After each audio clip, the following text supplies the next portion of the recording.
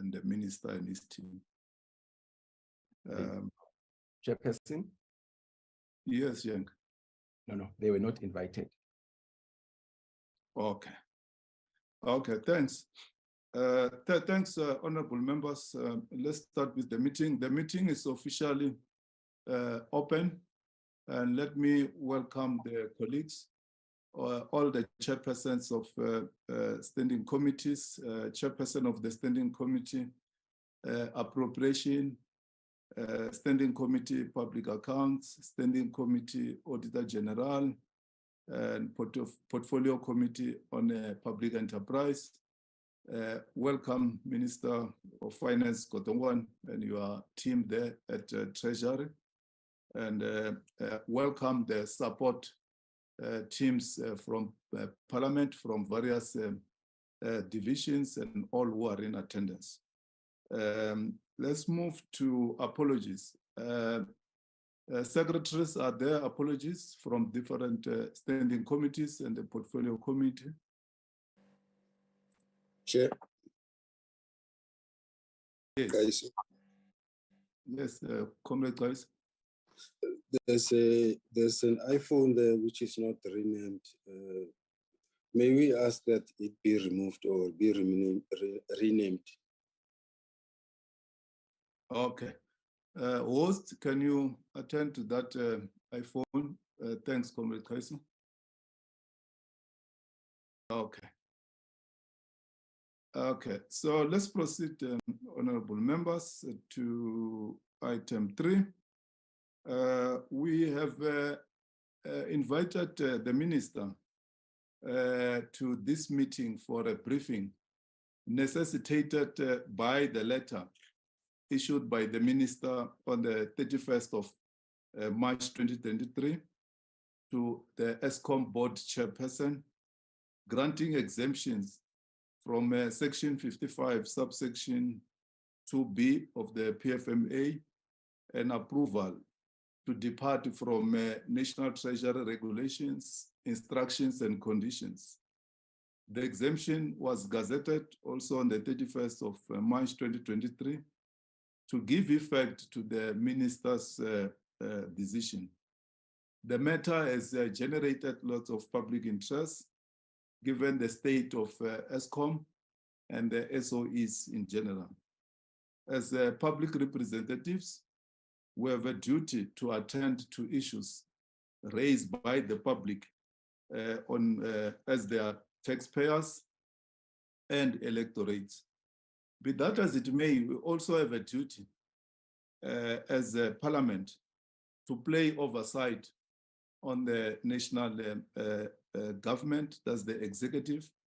You have to go on the responsibilities or the authority of national parliament, and in this regard, the authority of the National Assembly.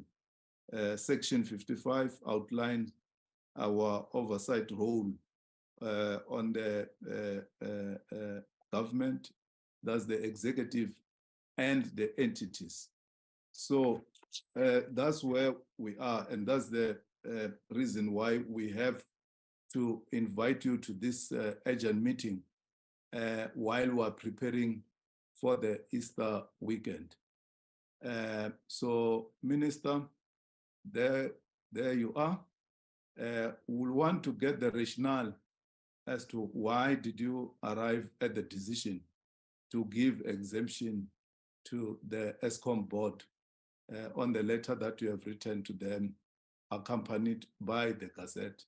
So after the minister will have given us a briefing, we'll have deliberations.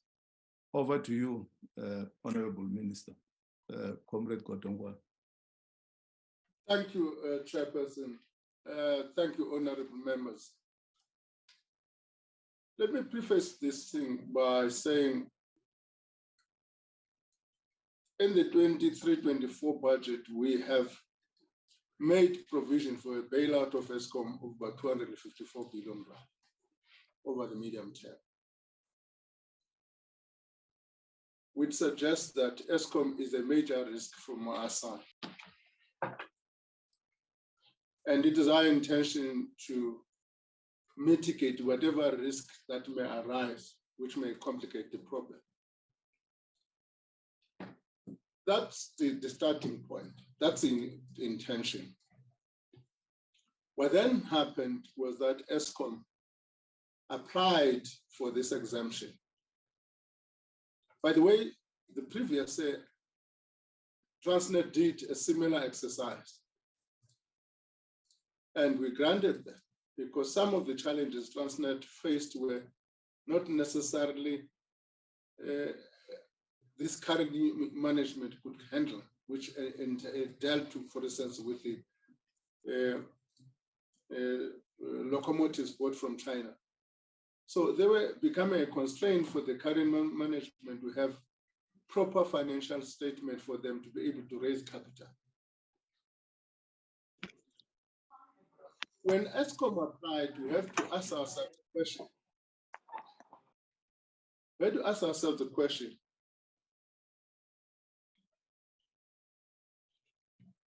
If Eskom's financial statements are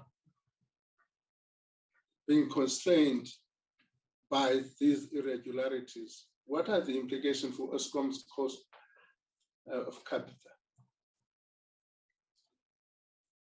If they cannot raise that capital, what are the implications for the fiscus?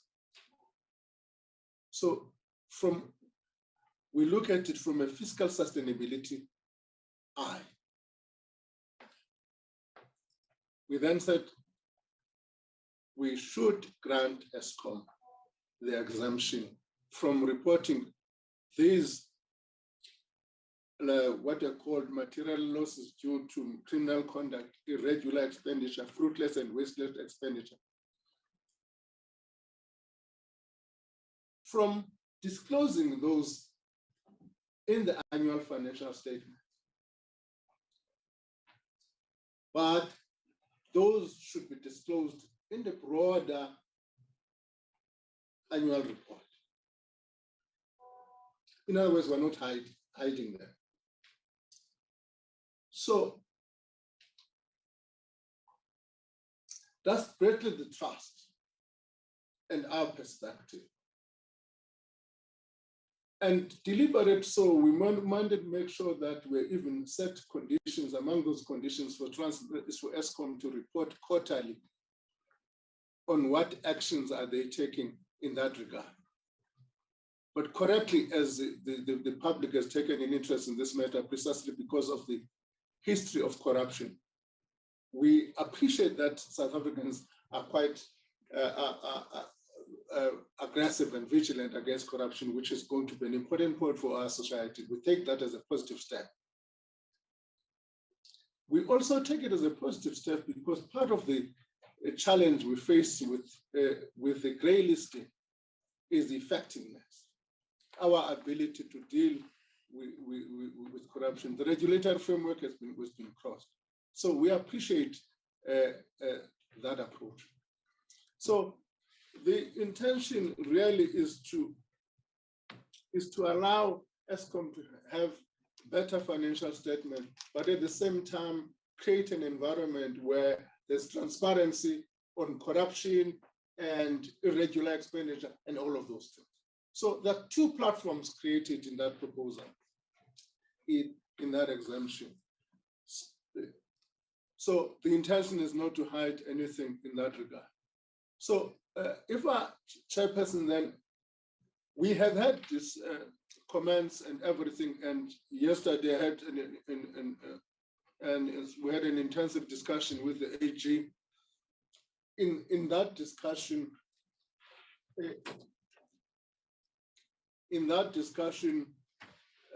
there were some comments by the AG which have got to be part of the framing of the Gazette. And then in the light of those comments, and generally the comments by the public, we've decided to withdraw the Gazette for now and take all these comments into account and also have a detailed consultation with the Auditor General and the auditors of Deloitte and Lodge, the auditors of Eskom, so that the framing must be proper. Checks and balances for corruption are tightened That's really the intention, but we'll welcome the comments by the honorable members. Should the committee want a detailed presentation, the technical team is here to deal even with the technical aspect which relates to the accounting principles. Thank you, Chairperson.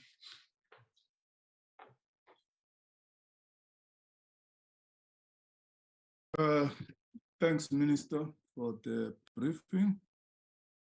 I will invite honorable members to ask clarity seeking questions or make comments. Let me open the platform here. Let's see. Honorable Becky Khadebe with an H.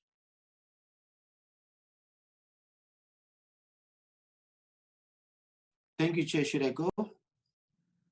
Yeah, go on when I'm identifying the other members.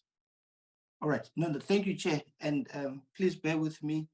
I've got network challenges, so I won't be able to switch on my video. But this is the proof of life. Thank you. Let me welcome first and foremost this platform to engage on this much talked about matter, which is very sensitive in nature in terms of the public discourse out there, Chair. And say, first and foremost, we are the creatures of statutes. And the Constitution in this regard is the supreme law of our country. Any provision in our legislation that is in conflict with the Constitution will always prevail. And Constitution in this regard will forever remain our gospel. So why I'm raising this in terms of section section 216, subsection 1 of the Constitution, it is clear and stipulated that national legislation must be established, a national treasury, and prescribe measures to ensure that there is both transparency and expenditure controls in each sphere of government, which the uniform expenditure classification, second and foremost important, uniform treasury norms and standards across all spheres of government and public entity, as well as section 172 of the Constitution, which state that any organ of state or any institution contracting goods and services, it must do so in accordance with system which is fair, equitable, and transparent, cost effective. So, Chair, this is the premise of my engagement. In everything we do when dealing with public affairs, these matters, Chair, ought to be taken into consideration. We are mindful and respect separation of powers, and we're well aware that the executive authority of this country is vested within the cabinet. However, we are given key and important role as National Assembly, that of oversight and accountability. We all know that cabinet, both collectively and individual, is accountable to Parliament, not only on the exercise of their function, but the powers that they possess. So having, Chair, scrutinized, read, and now listen to the short presentation by the Minister, Chair, we welcome, first and foremost, let me state this up front, that sanity has prevailed and the Minister has considered withdrawing the exemption. But I wanted to say initially that it was our considered view that the request and the subsequent decision for exemption was irrational and unjustifiable given the current state of Eskom. And these are the following bases of my decision and firm considered view that such a decision was irrational and unjustifiable.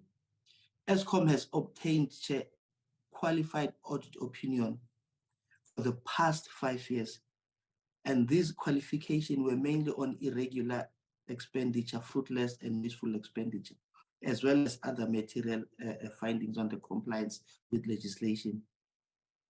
It is also important to note that these irregular expenditure, Chair, remain the basis of e-qualification for the past 5 years to date, which is from 2017, 2018 to date. And these were increasing instead of decreasing, which is also a worrying factor, that these regular expenditures, instead of them decreasing, they were increasing. Now, when Eskom attempted to receive qualified audit opinion, what it then implies was that all the aforementioned particulars would no longer be subjected to full statutory audit. Despite the fact that when you look into the closing balance for the past 5 years, you would realize that indeed this amount were increasing.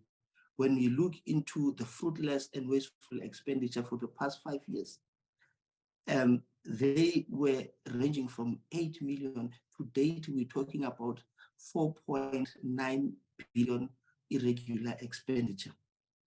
So to us, it is indeed a good initiative and a good move from the minister's side this morning that they seek to withdraw such. We don't know till when. The question that remains key and paramount, they are withdrawing this on the basis of the public outcry or on the basis of what the minister has alluded to, that further consultation and taking into consideration issues that have raised by the Auditor General into account. They also need to take the views of other stakeholders, key relevant stakeholders into account. Consultation ought to be conducted with all those that are charged with the responsibilities of playing oversight, so that we understand the rationale behind all the relevant standing committees, all the relevant portfolio committees that are affected with this ought to be consulted and reasons given. We also, Chair, feel strongly that even Eskom must be afforded an opportunity to explain the rationale for requesting this deviation, Chair. Because when we have read all the correspondences, there is no mention of dealing with the challenges confronting Eskom at this current juncture. There is no mention how will this help Eskom to deal with an inadequate systems of control, inadequate completeness of transgression in terms of supply chain, lack of supporting document for the past, for the past 5 years.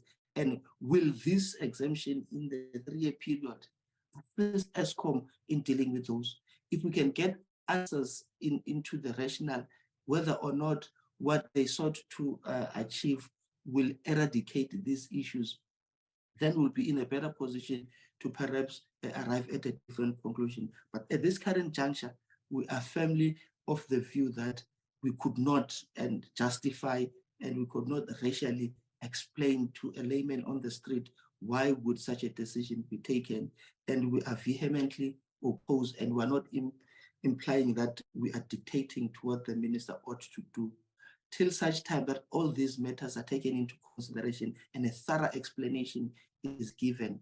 Eskom at this current juncture should be preoccupied by putting measures in place to deal with inadequate systems control, and they must be able to timelessly detect and record all irregular expenditure, not hide them. They must be preoccupied with inadequate controls to ensure completeness of assessment of expenditure linked with transgression of supply chain, not hide it. They must be preoccupied with ensuring that they will be disclosing the full extent of irregular expenditure. Chair, all these amounts that I've highlighted earlier on, the audit opinion says that if that amount, it's not the full disclosure. So we are sitting with the entity that wants now to remove this from the annual financial statement, yet they are unable to disclose everything. even if that can be disclosed in an annual report, and they will give report in terms of progress made in dealing with criminal cases and consequence management. You cannot manage that which you cannot measure. If we are unable to measure the extent of irregular, fruitless, and wasteful expenditure, how do we then find comfort that the steps taken to deal with those are adequate? Because we would be deprived of the nitty-gritties, nuts and bolts, and the detailed irregular, fruitless, and wasteful expenditure. All would be given and privy to will be the steps taken to deal with such. So without going any further, because we are crippled now by the fact that this has been withdrawn, but we want consultation to be done, thorough and rational reasoning be furnished to us, and the public be taken into confidence as to why we are intending taking this decision. Prior taking such a decision, public ought to be taken into confidence into the steps taken. The nature of Eskom currently does not warrant this. The timing is wrong. It seeks to suggest that we are hell-bent to hide and protect those that are corrupt, and people will be justified to arrive at that particular decision. Information is key, and information is power. Thank you, Honorable Chairperson. Thank you, Bungan. Honorable Somyo, over to you.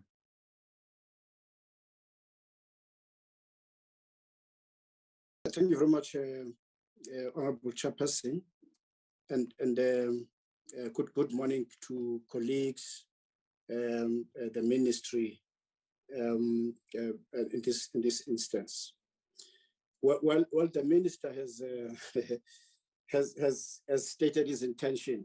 In fact, his actions on the withdrawal of the notice, something which I dearly appreciate, Minister, knowing very well that as a custodian of such regulations, as empowered by the same act, you have that kind of a responsibility to look into these instances. My main worry, which would have been highlighted somewhat strongly if that was not the case in terms of your stated action currently, would have been informed by the fact that they should not be arbitrarily effect of such a kind of actions by the ministry, which would fly closer into the angle of negating full accountability for actions by entities or any accountable authority in as far as government entities are concerned. It is within your purview to deal with such matters. Indeed, though it should be fully well stated in terms of such actions taken, what were the informing positions around such. The Act stipulates as such, even indicating on the requirement to inform the Auditor General on such a decision if that has been taken. It's the same section 79 of PFMA, which deals with such departures from Treasury regulations, instructions, conditions, where it is stated quite clearly that there should be good grounds to approve such departures from Treasury regulations or instructions.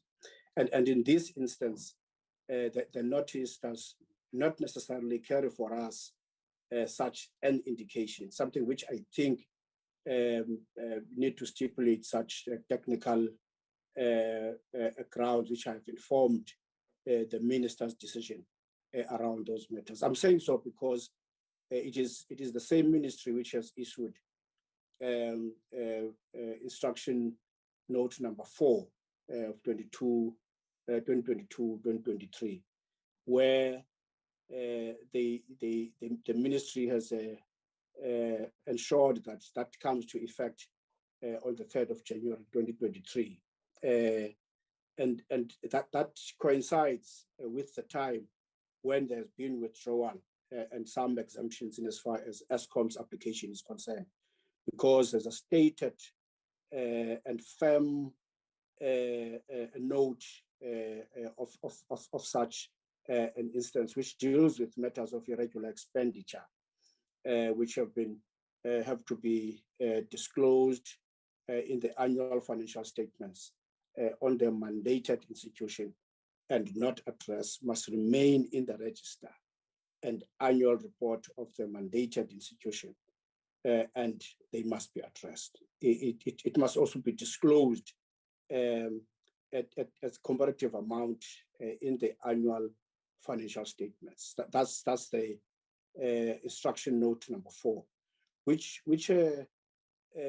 stipulates clearly that kind of intention, which is somewhat seek to be withdrawn in as far as Eskom is concerned. All this happens over the background of what the entire economy, the country being shaky in as far as the international outlook is concerned.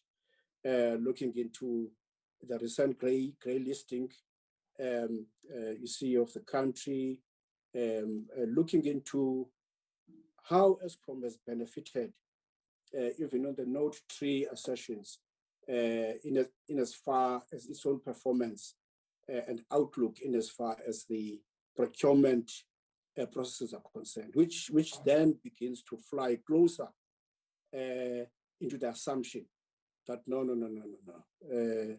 that these people are trying to hide something from the populace in as far as this institution is concerned. So I want to appreciate your brave outlook in as far as the withdrawal of this decision is concerned. But the empowerment of those who are supposed to do work, to account appropriately, to remain in the radar for their own accountability when they perform such functions, and looking into the hefty purse which is in the hands of Eskom currently, and that against the current findings in terms of their own audit, which looks into the myriad of issues that have been highlighted, flying into the face of the accuracy in as far as their own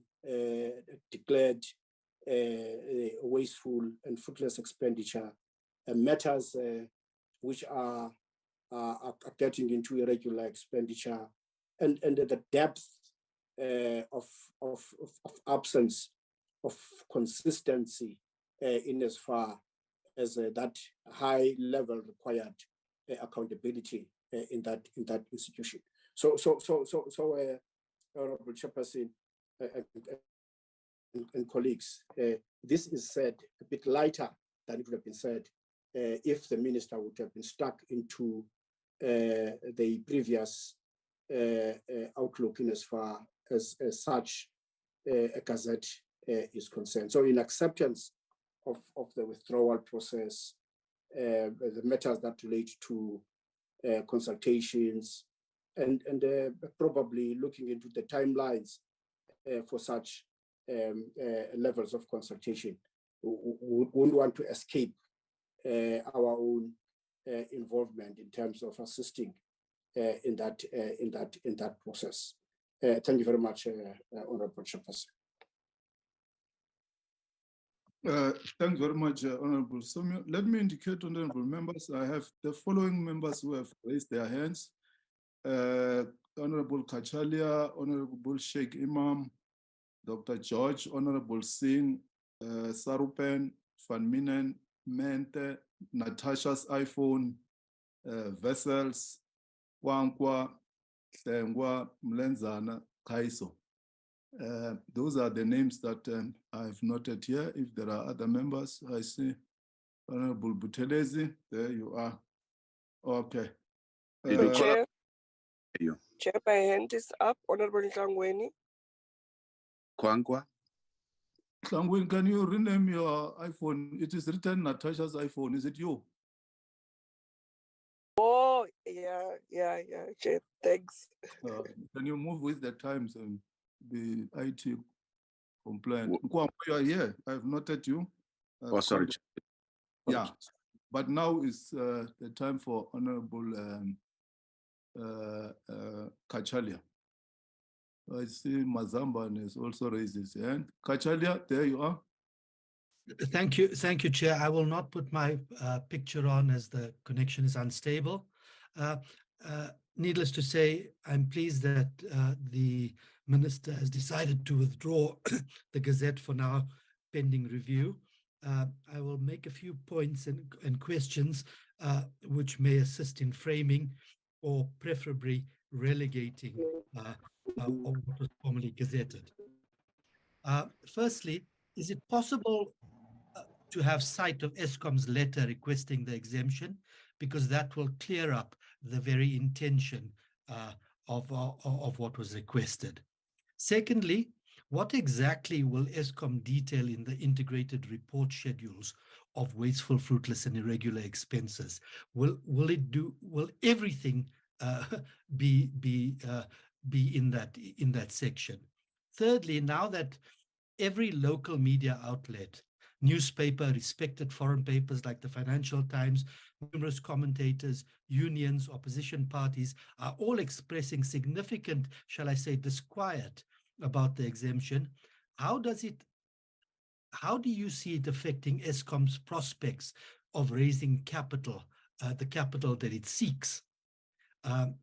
Fourthly, surely legacy issues could be separated in the annual financial statements notes, and current issues of considerable importance and impact be addressed transparently instead of a ham-fisted attempt of what appears to many to be hiding and sidelining these in the vain hope that prospective investors will not pick it up.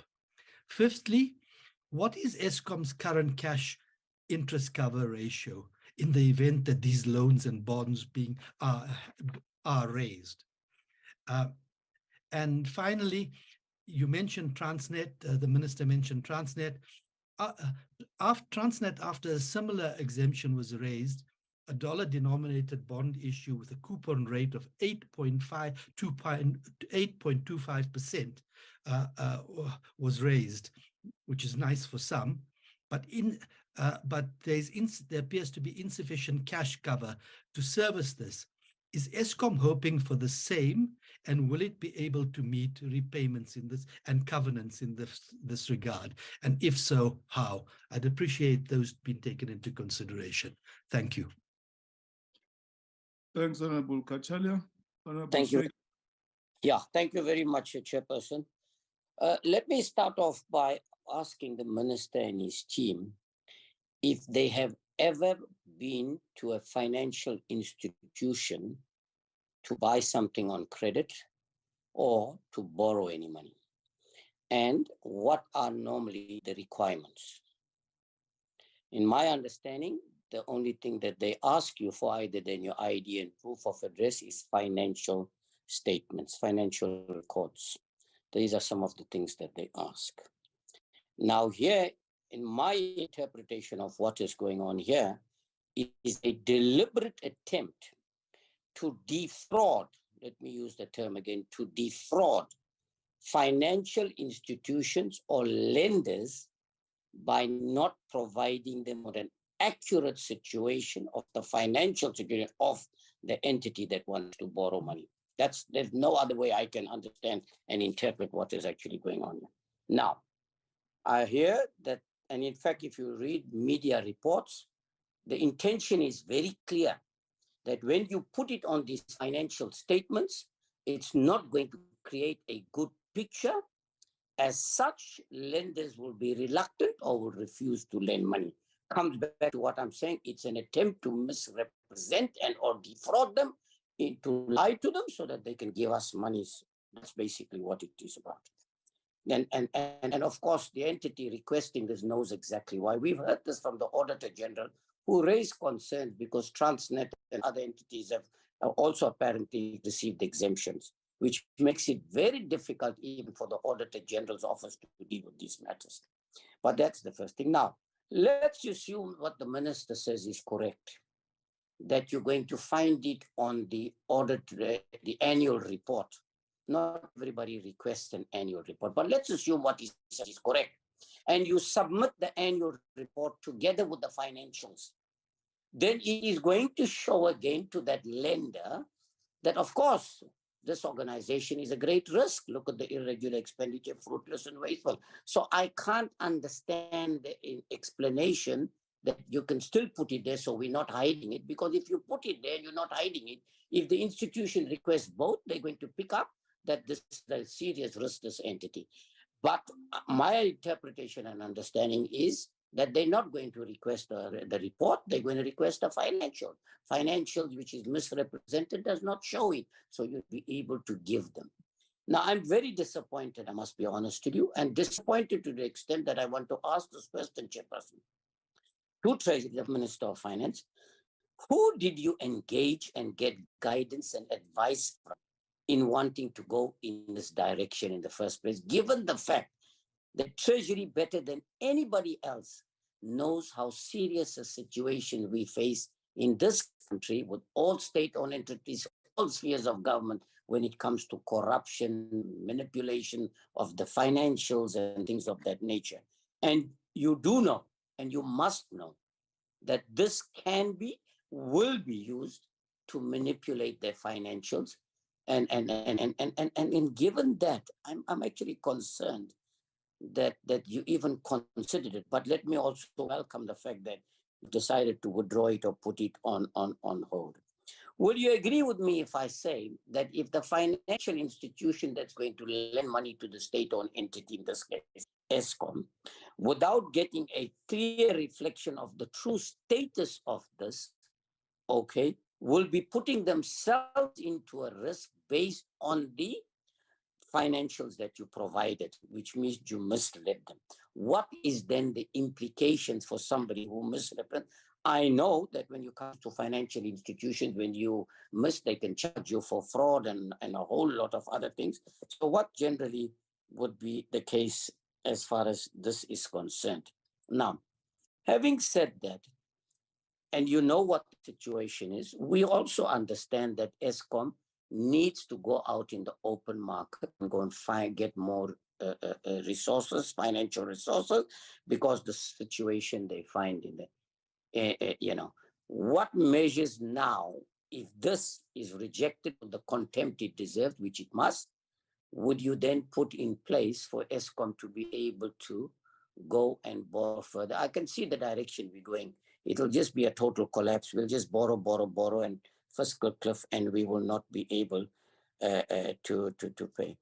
Does the Minister and Treasury understand the damage that we have done to our reputation by doing this without consultation with particularly the Committee on Finance, the Standing Committee on Appropriations, and all the relevant stakeholders in Parliament before we even considered this, given the fact that we are responsible for oversight as far as this is concerned? So, Chairperson, I think having said that, I would like the Minister to explain, if this is not defrauding somebody, then what exactly is it in terms of his interpretation and understanding of what is going on? Because he puts a lot of emphasis on bailout we gave, that the Eskom finds itself, it's in a situation, okay, where we can't give them more bailout. I agree. Okay, they're going to need more money. Is the Minister saying then Eskom must go out there, lie to the people and get this money, but do whatever you want to do, including lying, to get this money so that we can go forward? Thank you very much, Chairperson. Thanks, Honorable Shekima. Over to you, Dr. George. Thank you, Chairperson, and thanks to the Minister and Treasury for their inputs here. I must say that when I first saw the exemption, I actually thought it was fake news. I was in touch with the minister, and he knows very clearly that I thought it was a really, really bad idea. So, what it has done, it is, in my opinion, I think it has actually damaged our reputation even more than it already was damaged. I mean, we grey listed already. We're considered to be not a transparent player. And here was to be frank, a pretty amateur attempt to try to fiddle the system so that we'd get a better audit outcome, so that we would be able to attract possibly cheaper capital into Eskom that we know needs it very desperately. I mean, without going into the Transnet situation, I mean, if you see there that information was not transparent, and then the big bond issue after that, I mean, that's seriously problematic. But anyway, if we focus here on this particular situation, I would like to know who advised the minister on this. We do, as mentioned earlier, have a competent Treasury. So that advice must have come from somewhere. And I think we need to be clear on where it came, because it was really bad advice. Also, what other options were considered here? Nobody wants Eskom to collapse financially, because we know what that means in terms of our electricity supply and the impact on our economy. So what other options were considered, given we know the problem at Eskom and the fact that it is riddled with corruption, etc.?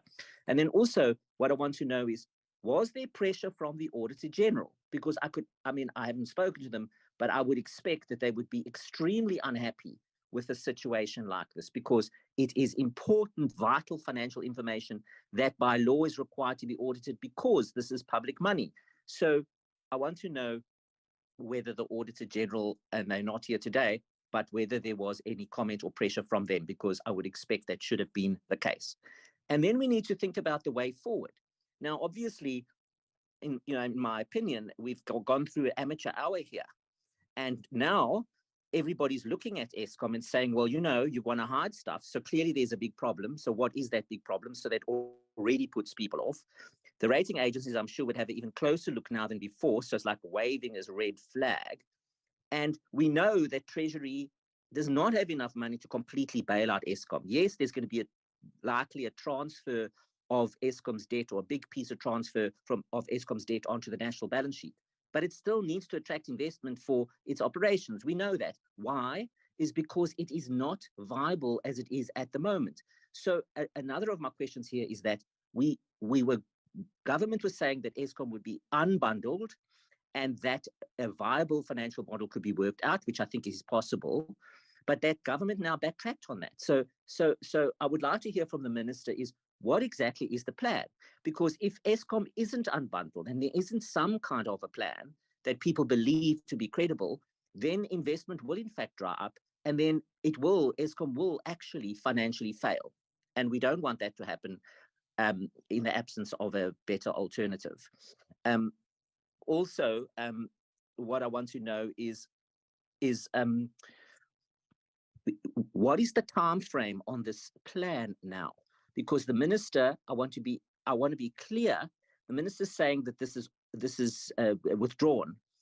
Is this now completely off the table? I think we need an assurance that this is off the table. There isn't going to be this exemption, and another one isn't coming. So that's the first thing, which starts to remedy the problem. And then, so once that's clear, is then what in fact is the plan? How will investment actually be attracted, given that there is likely to be a disclaimed audit opinion and possibly a rating downgrade? We do not know. But what is the actual plan here? Thank you very much, Chair. Thanks, Dr. George. Honorable Singh. Thank you, Chairperson, and I greet all the other chairpersons online and all the colleagues and the minister once again. Honorable Chairperson, I think what has happened over the last few days leaves a bad taste in one's mouth.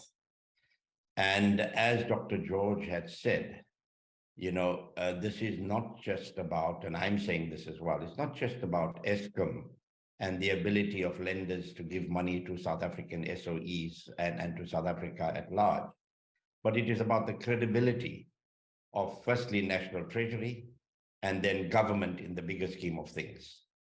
Now, I believe that certainly what has happened will have the opposite effect. Instead of strengthening Eskom to be able to get funding, all lenders are going to look at South Africa and the financial statements that are produced from here with a microscope. And fortunately, we have an Office of the Auditor General, which I believe still has a lot of credibility and is recognized internationally, that will keep an eye on things and ensure that there's good governance and good financial management. Chairperson, it is for that reason that in the beginning, I asked whether the Auditor General was invited to this meeting, because I believe, and I still believe, that the Office of the Auditor General is a key role player in all of this. And as I think Honorable George asked as well, was she invited and why was she not invited? Having said that, Honorable Chairperson, I think sanity has prevailed.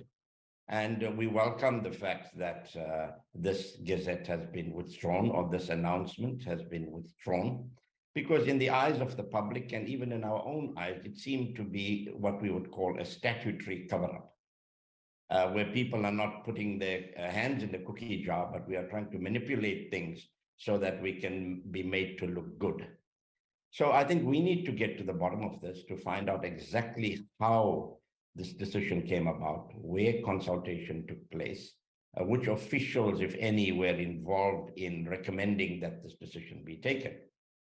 And further, Honorable Chairperson, I think, the lenders are not going to be fooled by this. Surely they would have recognized that there's non-compliance with the PFMA and non-compliance with financial regulations.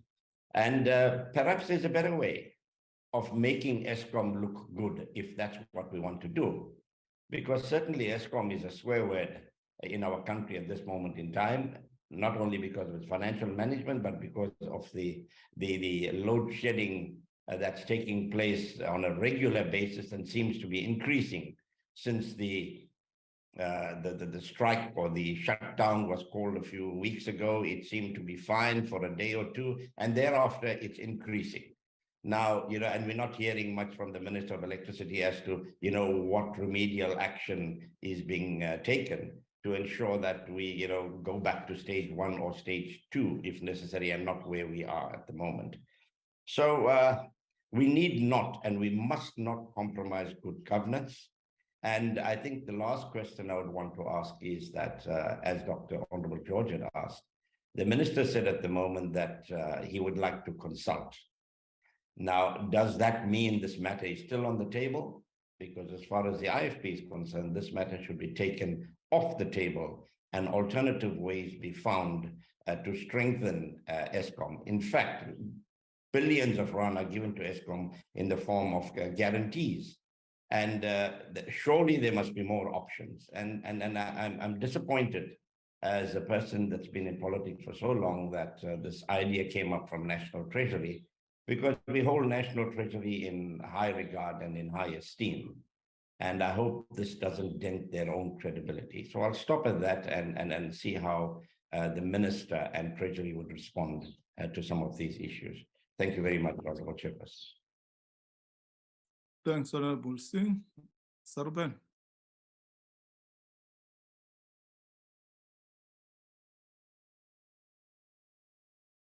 Honorable Sarban, are you there?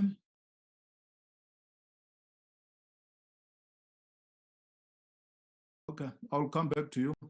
Van Minen. Thank you very much, Chair. I really want to start with the Honorable Hadebe was right when he talked about transparency and accountability. And I think what we have here is a real situation in this term where we've had COVID that very much prevented the South African taxpayer from being involved with holding the government accountable and seeing transparency. Then we had Parliament burning down, which has made the situation worse. And frankly, we're now at the position where an attempt to stifle the transparency of Eskom can really be seen as a third attempt to exclude the South African taxpayer from what's actually happening at Parliament. I really want to agree very much with what Dr. George said and really add my voice to asking, how is the original decision reached? Who is involved with that decision? And then the fact that it was withdrawn, does this indicate that there is conflict in Treasury? Is there conflict with the AG? How did that happen? Because we're now sitting with a situation where Eskom is really looking rather bad in the eyes of the public, because it really appears that after all the reports that we've heard of corruption, of wasteful expenditure, of financial losses, that we're dealing with it now by simply trying to cover it up. And when there's an outcry, everyone then backs down and decides not to cover it up, which in and of itself makes one really look at those statements with a very jaundiced eye. So I think there needs to be accountability, there needs to be transparency, and we really need to be taking into the confidence of Treasury to understand how this whole debacle happened. Thank you very much. Thanks, Honorable Van Minen. Honorable Menta, Veronica. Thank you very much, Chairperson, and good morning to everyone in the meeting. Chairperson, first and foremost, I must stress the disappointment. I think because National Treasury does not have a DG, and maybe because of that, this is why we have strategies that are out of place. In fact, strategies that are very criminal in nature, because concealment is a criminal offense. So I know we are with the Finance Committee here. I think it should move with speed in putting pressure on the issue of appointing a proper and a DG that's going to deal with the affairs of the public purse in this country. Chair, the laws of this country are very simple. You know, where we have to picket, if you have to protest, you simply inform the police that we are going to be protesting at this time from this point to that point. Just make sure that you put systems in place as law enforcement so that there is no disruption on any other persons and businesses that has to take place at the time. But when it gets to the public purse, there's strict regulations, there's many laws, and none of those laws have a room to be breached. So here we find a letter from the minister, and it's safe to say right now that with no consultation at any given point to any of the bodies that regulate the expenditure and the procurement processes of government, which is a very dangerous route that could simply create precedents in all turnaround strategies by the municipalities that are dysfunctional, that by any other SOE that is dysfunctional, and this could cripple the state fiscus. I don't know if the minister thought of that, because once you set an example and you build a case in trying to conceal expenditure, any other person can utilize that. And even if you go to the court of law, when you deny the same process to be utilized by other arms of state or municipalities or state-owned entities, you cannot win when you have a successful case study which has been utilized and allowed to roll out. Now, this did not only undermine the powers of Parliament, as separate as the arms of state may be, but they cannot undermine each other. This does not only undermine the powers of Parliament, but it undermines this entire country's citizens in saying, with the current 2 trillion collected by SARS, the state can decide to exempt all elements of expenditure in that. And nothing will happen. We are simply showing the public a middle finger. We're telling them we can exempt, it's okay. And you cannot touch us. You can't even use parliament to touch us. We can tell you as the executive how we use that money, and there's nothing that can happen to us. It's a wrong, Minister. It's a worse and dangerous path that you have chosen to take. And I agree with my colleagues. We are owed an explanation on how did you arrive at such a decision. Another thing, Chair, disclosing in a broader annual report, it's not accounting, especially where finances are concerned. That is why in an annual report, you have a section only with annual financial statements and the audit report signed by the Auditor General. Because the annual report belongs to the department. They say what they want to say. The opening page of the annual report is signed by the department, by the minister, by the DG, and it's their report. They will tell us what they want us to hear. So AG cannot do anything. And none of the people of South Africa can even whistle blow. We're sitting with an Eskom that have made payments to people who did not deliver a single service. We're sitting with Eskom that had inflated prices.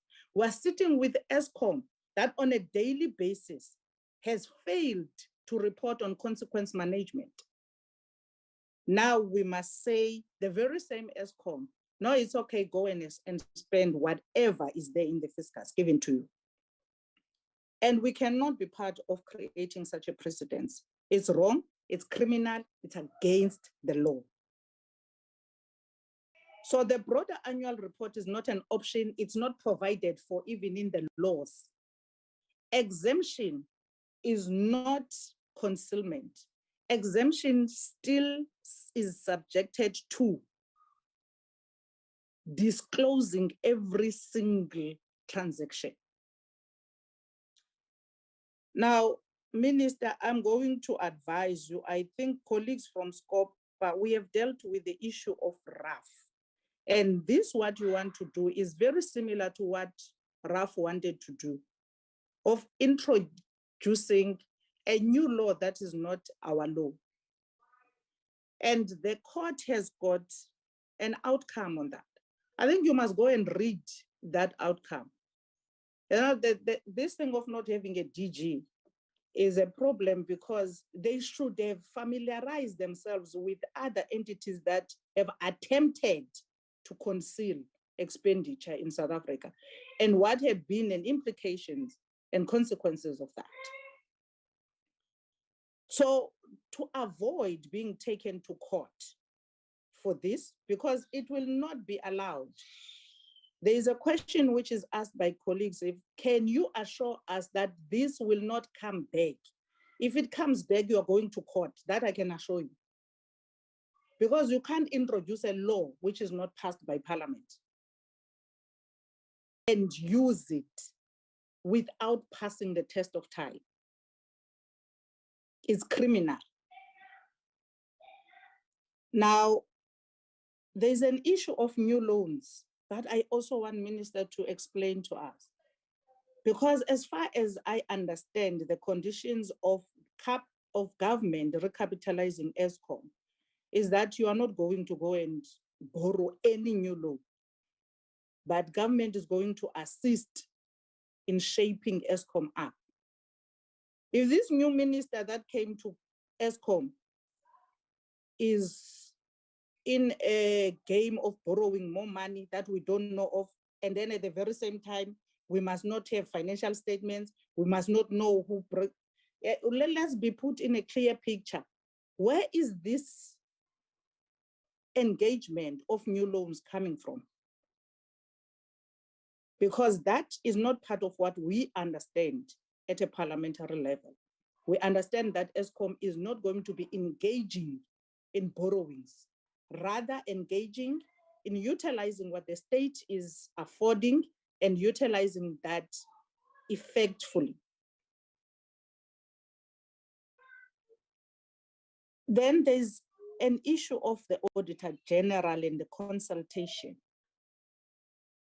I want to understand from the Minister, where do you place Auditor General in all of this idea? Are we undermining Auditor General? Or are we simply saying their role is not welcome at Eskom? What's going to happen to the current financial status of Eskom as disclosed in the previous financial year? How are the consequences of those financial statements going to go about? What's going to happen with the auditing of Eskom? Put us in a clear picture. What are you saying exactly if you are trying to say expenditure must not be looked at? The last one, Chair, is the role of SCOPA. We as SCOPA, we cannot be rendered useless. When you render Parliament useless and rendering all forces of Parliament that should be policing financial affairs and the public purse, we are not going to allow that. We are not going to accept that. Our role as all financial policing mechanisms of Parliament is to make sure that everyone follows the law and everyone accounts to Parliament accordingly until such time that the Parliament itself adopts a new law, which is never going to happen anyway, which allows such a route you wanted to take. Thank you very much, Chair. Thanks, Honorable Mente. Hlangwini, over to you. Chair, you are problematic. Like, how do I talk after my senior? You are very problematic. You should have at least noted me. Why did you raise your hand after your senior? No, my hand have been raised the whole time. But nevertheless, Chair, this is a meeting, but I'm just saying, at least I thought no go ujongile. But nevertheless, since we're on the issue, Chair, I fully agree with the National Chair of the EFF. The attempt and the deliberate attempt by the National Treasury and the Minister to bring such a clumsy attempt to conceal financial statements of Eskom was wrong. And we need proper on paper record what the minister have stated, that he have withdrawn the exemption of Eskom to be exempted for on the financial to declare the financial record. Chair, it was the CEO, Andres de Reichers, that came to Parliament. They even had to leave in the SCOPA, I think it was last year meeting, because they didn't have proper records, financial records, or they didn't want to declare the records. So now we are coming with another watered down attempt to say Eskom must not declare some form of the financial records. That is criminal. And one can only conclude that what also the CEO have said, that there are high-ranking politicians in charge of Eskom's corruption. It's true, because why all of a sudden It's the minister that came to us in his budget speech and said they will bail out Eskom with 250 billion for their debt, and there will be certain strict conditions. Now it's the very same minister that makes a 360-degree turn to what you have said and say, no, Eskom must be exempted, because part of those conditions was that you're gonna come and report on a quarterly basis on how money is being spent. And now it's the very same minister that comes and make a 360-degree turn and say, no, they must be exempted and so forth. So we really need to know that who is behind this ill advice to the minister. Mr. Momo, if it's you, we need to know that it's wrong what you guys are advising the minister to make such decisions. Our country are being grey-listed. Precisely one of the reasons are you are having a president that don't want to account with where did he obtain such a lot of dollars within his couches. Where do you place National Treasury within that? Are you part of the cover-up and saying our state entities must cover up their financial records like that? It's going to become a norm. And once we start like this, it's only going to go downhill. We cannot be part of the plot, and the EFF will never be part of the plot of breaking down state entities or help you to break down state entities in the manner that you are wanting to do. It is illegal. It is wrong. Taxpayers expect from us as members of parliament to block such irrational decisions that National Treasury, together with the minister and whoever the other four politicians that the minister is attempting to protect, we as the EFF will block such irrational decisions. We can't be part and party to such nonsensical decisions and irrational decisions. It must be stated that the withdrawal of the minister, it's a permanent withdrawal, because you can't have a state entity that already the financial records, it's in a dilemma. And then you come back again and you say, no, because you can't pay your debt, you are exempted, you don't need to show us your affordability for next debt, we're just going to continue giving you. It doesn't make financial sense. And the South Africans need to be taken into confidence that National Treasury is having a plot to exempt Eskom from not declaring the financial statements. And we are not going to be party to such plot of bringing our state entities to the knees. This exemption must be permanently withdrawn. And I agree with the national chair of the EFF that National Treasury must start getting up the DG. And so the minister can stop bringing this boys' choir all the time to our meeting. In the very same meeting that he's sitting there, he's sitting with a whole round table of men. And I can only see one woman. So we must force and emphasize that National Treasury must get a DG, and very soon. The Honorable, not Honorable, Dr. Mampo must stop acting.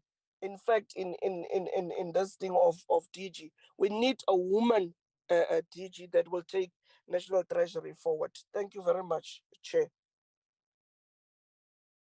Thanks, Honorable Tlangwin. Honorable Vessels. Thank you, Chairperson. Chair, I'm largely covered, but let me also emphasize the fact that I think the public outcry over this matter should be an indication of public sentiment out there. And this exemption in the first place, I think, showed that National Treasury lost its touch with the public sentiment when it comes to public finances and anything that looks or smells like corruption. Chairperson, and let me also emphasize the point that this created a lot of uncertainty, and obviously, as the Honourable Singh also pointed out, has led to a loss of credibility, which I think should be taken into account. Chair, what I do not understand is, and if there's an extension or an exemption rather considered in future again, I think it's important to get clarity on this matter. The Minister mentions, and if one reads news reports on this matter, it's said by National Treasury that the irregular expenditure and fruitless and wasteful expenditure would have still have been stated or declared in the annual report. And a lot of colleagues have mentioned the problem with that, or how that can be problematic, as it's not in the annual financial statements. But what I don't understand, Chairperson, if one looks at the exemption notice gazetted by the Minister, the extent of exemption reads that Eskom is exempted from disclosing any irregular expenditure and fruitless and wasteful expenditure that occurred during the financial years in the annual report. And then the letter of the Minister to the chairperson of Eskom obviously refers to what he mentioned today, that certain or when there's criminal activity, irregular expenditure that holds that's criminal of nature, that should be declared in the annual report. But that is not what the Gazette says, and it's also only under those certain circumstances that the letter of the Minister refers to disclosure in the annual report where there's criminal activity. So I just want clarity on that, because the impression is created that all the irregular expenditure would have still been disclosed under this exemption in the annual report. But that's not what the Gazette says, and it's also not what the letter by the Minister says. Also, I think it's also a legal question what will hold the hierarchy between the Gazette and vis-a-vis the letter specifying the conditions of the exemption. Because, in legal nature, I think the Gazette and the wording of the Gazette will be what takes precedent, and not the letter specifying certain conditions. And would it not, in these circumstances, be better to Gazette the conditions as well? So it seems, Chairperson, why I'm raising this is it seems ill thought out.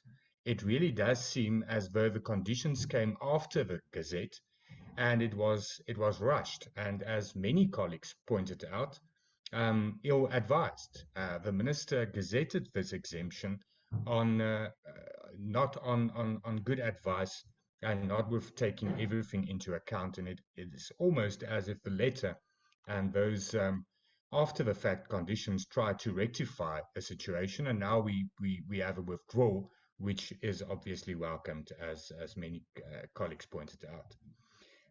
Chairperson, what's also not understandable is how would it have worked and how would there have been an assurance that expenditure that were occurred or will be occurred in the next financial year under this exemption that is criminal of nature, that all irregular expenditure is investigated to conclude that there was criminal activity.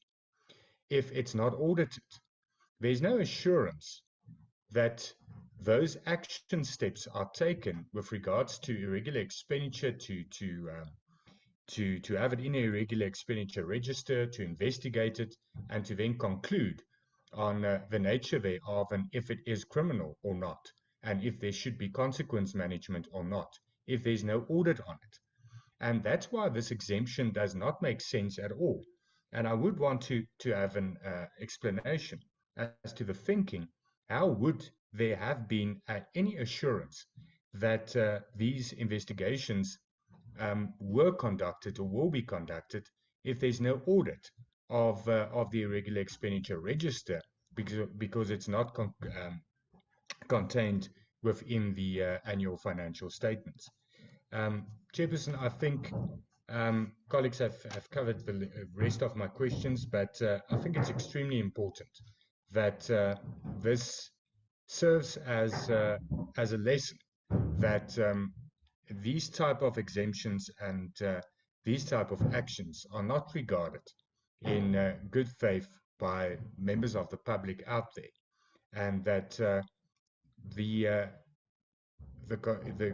concern of the public and the eyes of the public is on all type of actions that seems like a concerted effort to cover up any wrongdoing or criminal activity or corruption, and it's really bad that this situation has occurred, and that the credibility of National Treasury and Eskom has been further tainted. Thank you, Chair. Thanks, Honorable Vessels. Honorable Kwankwa. Chairperson, thank you. Thank you very much. Chairperson, I first want, perhaps I hope I'm sitting with the same act. Chapter 12 deals with exemptions in the PFMA Act. And it says, the minister by notice in the National Government Gazette may exempt any institution to which this act applies, or any category of those institutions, from any specific provisions of this act for a period determined in the notice, right? There lies the problem. Therein lies the problem. Firstly, is that if you look at the act and how we've actually written this specific section of the act, it gives the minister sweeping powers. So we are part of the problem. So I don't think while we must condemn what has been done, I think we should take responsibility to a large extent for what has happened. Why?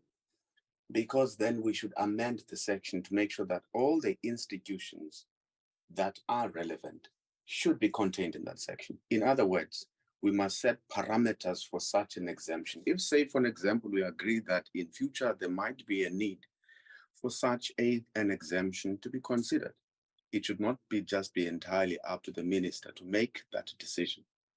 But secondly, part of the problem as I read this section is that we should perhaps do exactly, because then the section itself does not then give powers to the minister to say you can decide to tuck some of the information away into what I prefer to call as a PR document, which is the annual report. It only say you can exempt an entity of the state from being able to publish whatever information, but for a certain period, and it leaves it at that. So where does this part where we say you can take this information and tuck it away elsewhere, where does the department and the minister get those powers from is another issue that we need to address as Parliament and as this collective. Because the implications of this, it means that anything that makes people uncomfortable when it comes to accountability can be tucked away, because it's an inconvenience, tucked away in what you call an annual report, which is really a PR document, which always attempts to sanitize problems and to downplay and water down some of the governance challenges facing the entity. Those who have spoken before me are quite correct in saying that we should be dealing with the underlying root causes of the problems rather than trying to paper over the cracks. Governance problems have always been a perennial problem at Eskom. And that is what we need to ensure that we deal with as Parliament, the executive, working together with other related entities of the state. Why am I saying that? It's simply because I was thinking as the minister was explaining that by tucking it away, then the unintended consequence of that is that you are misleading investors. But if you also understand how economic agents act, the principle of rational behavior when it comes to the acquisition and processing of information, there is no economic agent who would invest at Eskom by just considering current information without being persuaded by what happened in the past. It's illogical, it never happens anyway. Any investor would use what you call an extrapolative approach. They consider the past and current, but they would look at the trends, whether there is an improvement in the performance of that entity before an investment decision is made. The investors would only base their investment decisions on the current state of the organization. Now, put plainly, downright stupid, because they have to consider what happened in the past with irregular expenditure and all the governance challenges that have taken place at Eskom, but also consider whether there have been any material improvements in how the entity has been governed, because then that enables them to predict their future. So this exercise is not actually going to help us or help Eskom to be able to attract funding. If anything, actually, if you consider the media publicity, the negativity that it has received, the negative publicity that Eskom has received, I would put it to you that it has even rendered this exemption null and void, because people know that Eskom now has something to hide. Rather than government saying we're doing something about the challenges facing Eskom, instead what we're doing, we're saying we'll tuck all the inconvenient parts into a PR document, hide them away as an attempt to mislead investors. My understanding, Chairperson, of the withdrawal of the exemption, when I was listening to the minister making his opening remarks, is that the withdrawal is only temporary. It was intended to show respect to the wide range of consultations that they have to make, including this process that is currently underway here in Parliament. We must commend National Treasury and the Minister for their leadership with respect to this issue, but we want to encourage them to make sure that this withdrawal is not temporary, but is permanent, so that we're able to deal with the nuts and bolts of the problems and the challenges that are faced by the entity. You must also consider, Minister, that there is a context to this issue. The exemption happens at the time when I'm not a great fan of the data, but I'm a great fan of anyone who comes to the public to whistleblow on any issue that has to do with misuse of government funds. The rater, for example, in his interview, did cite or make an example that other people must be allowed to steal a little bit. So if now we exempt people, we exempt Eskom from providing this information, it means we're protecting those people who were allowed to steal a little bit when Eskom was sourcing funding, because he was referring to funding that they had sourced from multilateral institutions and international financial institutions to deal precisely with the challenges that face Eskom. So we are saying to those people, because they occupy or they find themselves in a dominant faction of those who are stealing currently, they should be protected using exemptions. We should lay everything on the table and make sure that there's accountability. But the other unintended consequence of these exemptions is it creates a culture of impunity at Eskom or any entity that we exempt using this section of the Act. To say that for as long as possible, because we are here to protect you, you can continue to misappropriate, if you like, government funds, to waste taxpayers' monies, to also not consider the seriousness of the Auditor General's findings when it comes to audit reports. Because how we know about wasteful and irregular expenditure that has been incurred by entities, it's through audits that we get. Now, if that can be tucked away because the information does not serve a particular purpose at a specific point in time, the unintended consequence of that is weakening the Office of the Auditor General, the credibility of the reports that come out of there, even, for example, the extent to which departments would treat those reports seriously. And I want to ask, I'm not a lawyer, so I want to ask whether legally which one carries more weight, in terms of being able to charge someone criminally, say for for this irregular expenditure and wasteful expenditure? Can I take a narrative document such as an annual report, which is a PR document of a company, and say, based on this watered down version, which has been explained, you know, with fancy English, I'm taking you or charging you criminally? Or is it the financial information which has a legal standing, including the reports of the Auditor General, that one would be able to use to charge people criminally on the basis of whatever transgressions that might have occurred? But fortunately, a number of stakeholders, ourselves included, if there seems to be no appetite on the part of the minister and the department to review the step, would have to seek recourse elsewhere to find out as to whether this is in favor of accountability, it's also in favor of transparency, and whether it's in favor of proper financial management of the taxes and the income of South Africans in general. Thank you, Chair.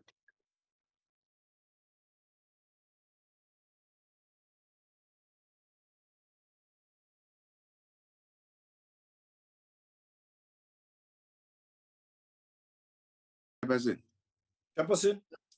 Chair, all right, who was next on the list so that we can... Chairperson. Yeah, next is Hlengwa. Sorry. All right. Well, thanks, Chair. Colleagues, look, I think a lot has been said, and the difficulty is that some of the pertinent questions which one would want to build on have not been responded to, including but not limited to the scope of consultation which was exercised by National Treasury in implementing this particular exemption. So I hope we can get a response to that, because it's quite clear from the outset that this is a malicious compliance with the law. That whilst the provisions of Section 92 of the PFMA may apply, the expectation is that the invoking of any legal section, it has to be rational, reasonable, and responsible. In this case, that has not happened. If the minister now says, well, we'll have to go back and consult, because the reasonable, rational, and responsible course of action would have been to do that prior to taking this decision, which therefore means that even this withdrawal now is not a withdrawal which is done in good faith. In fact, it seeks to circumvent this meeting and any further public probing or public accountability as a means to say, let's go back to the drawing board and then come back with what is supposedly going to be a legitimized process. So in fact, the decision is fair accompanying that it has been taken. What is absent is the reasonable justification as to why the exemption was given. Section 55 of the PFMA directs that the areas around which must be audited. Irregular expenditure is one such area. That's point number one. So actually what we are seeing here now is an element of legislative gymnastics, which does not actually augur well for the legitimacy of this process. The second point, Co-Chair, is this. In the past 5 years, Eskom has been qualified on areas of irregular expenditure year on year. So it would make no sense then, particularly because Eskom has not formulated a credible, functional, and sustainable audit action plan in response to the audit outcomes, which gives any confidence to anyone that they are dealing with the areas of material concern, including but not limited to irregular expenditure. And so now to clean the books or sanitize the books of Eskom, we come, with a manipulation of the law, really, on a key area which has been consistent and persistent for the past 5 financial years as contained in the audit outcomes. So nothing has changed at Eskom, and quite clearly nothing will change. And so the cop-out is to say exempt us because we are unable to deal with irregular expenditure. The final point is to actually emphasize, Chair, that Eskom does not have a functional, credible audit action plan. Minister, it would be wholly reckless, dangerous, and irresponsible to condone that through an exemption. Whoever advised you misled you, Minister. You must be frank about that. Because the holistic picture of the state of affairs at Eskom speaks to the contrary of an exemption, but rather the tightening of legislative compliance, which has to exist at Eskom. We will not turn Eskom around by sanitizing the books or by shielding things or by willy-nilly exemptions, given the gravity of the situation. So I think where the minister needs to clarify us is what does the for now mean, quote unquote. If the exemption is withdrawn for now, when does it come back? And for what purpose does it come back? And does he legitimately think it is correct to bring it back? From where I am seated, Minister, Eskom does not deserve an exemption of anything. An exemption exacerbates an already dire situation at the utility. So the advice I would like to present to you, Minister, is that don't withdraw this exemption for now. Withdraw it in its entirety, completely and forever, and insist on an Eskom that is going to conduct its business operation consistent with the law, and for National Treasury not to aid and abet through legislative gymnastics the corruption that is taking place at Eskom, because the cover-up on irregular expenditure is what is happening here. One of the biggest areas, actually, of material concerns that the AG has and the conditions which prevail. So whilst Section 92 is legally permissible for you to utilize, the absence of regulations in how you implement it, Minister, is what has landed us here, and that has to be corrected. So this course of action is one which we are strongly advising you against, Minister. Eskom must not get an exemption, because in doing so, we are not solving the problem, but making it worse. Thanks, Chair.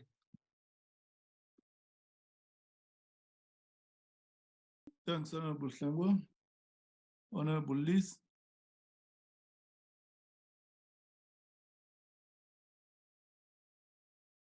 Honorable Liz, are you there? Good morning, Mr. Chairman, and good morning to some colleagues I haven't seen for some time on the Finance Committee, but good morning to everyone. Mr. Chairman, the discussion is correctly around Eskom, but the Minister mentioned Transnet. So my question is, has the exemption been withdrawn from Transnet as it has now from Eskom? And if not, why not? And second question, what other entities, departments, whatever, have been granted the same exemption? And are they still in place? And then the third question is, was this withdrawal of the exemption granted to Eskom in any way a result of negative reaction from international ratings agencies. What was the response of international ratings agencies, and did that influence the withdrawal? Then, Mr. Chairman, the question then really is that there has been a state of disaster declared for Eskom. Surely, if we're going to use that to give exemptions of some sort, which need to be rational and reasonable, then surely we must be looking at the issues that have been raised by Eskom, which are regulatory and inhibiting the operations of Eskom and getting it back on track. And there are many. So I don't want to list them here, but surely that's where we should be applying any kind of exemptions to ensure that Eskom pays the best possible price, no matter who the supplier is just one example. So thank you very much, Mr. Chairman.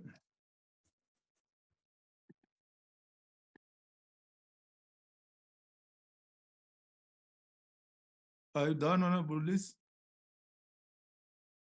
Sengiqedile, ngiyabonga slide.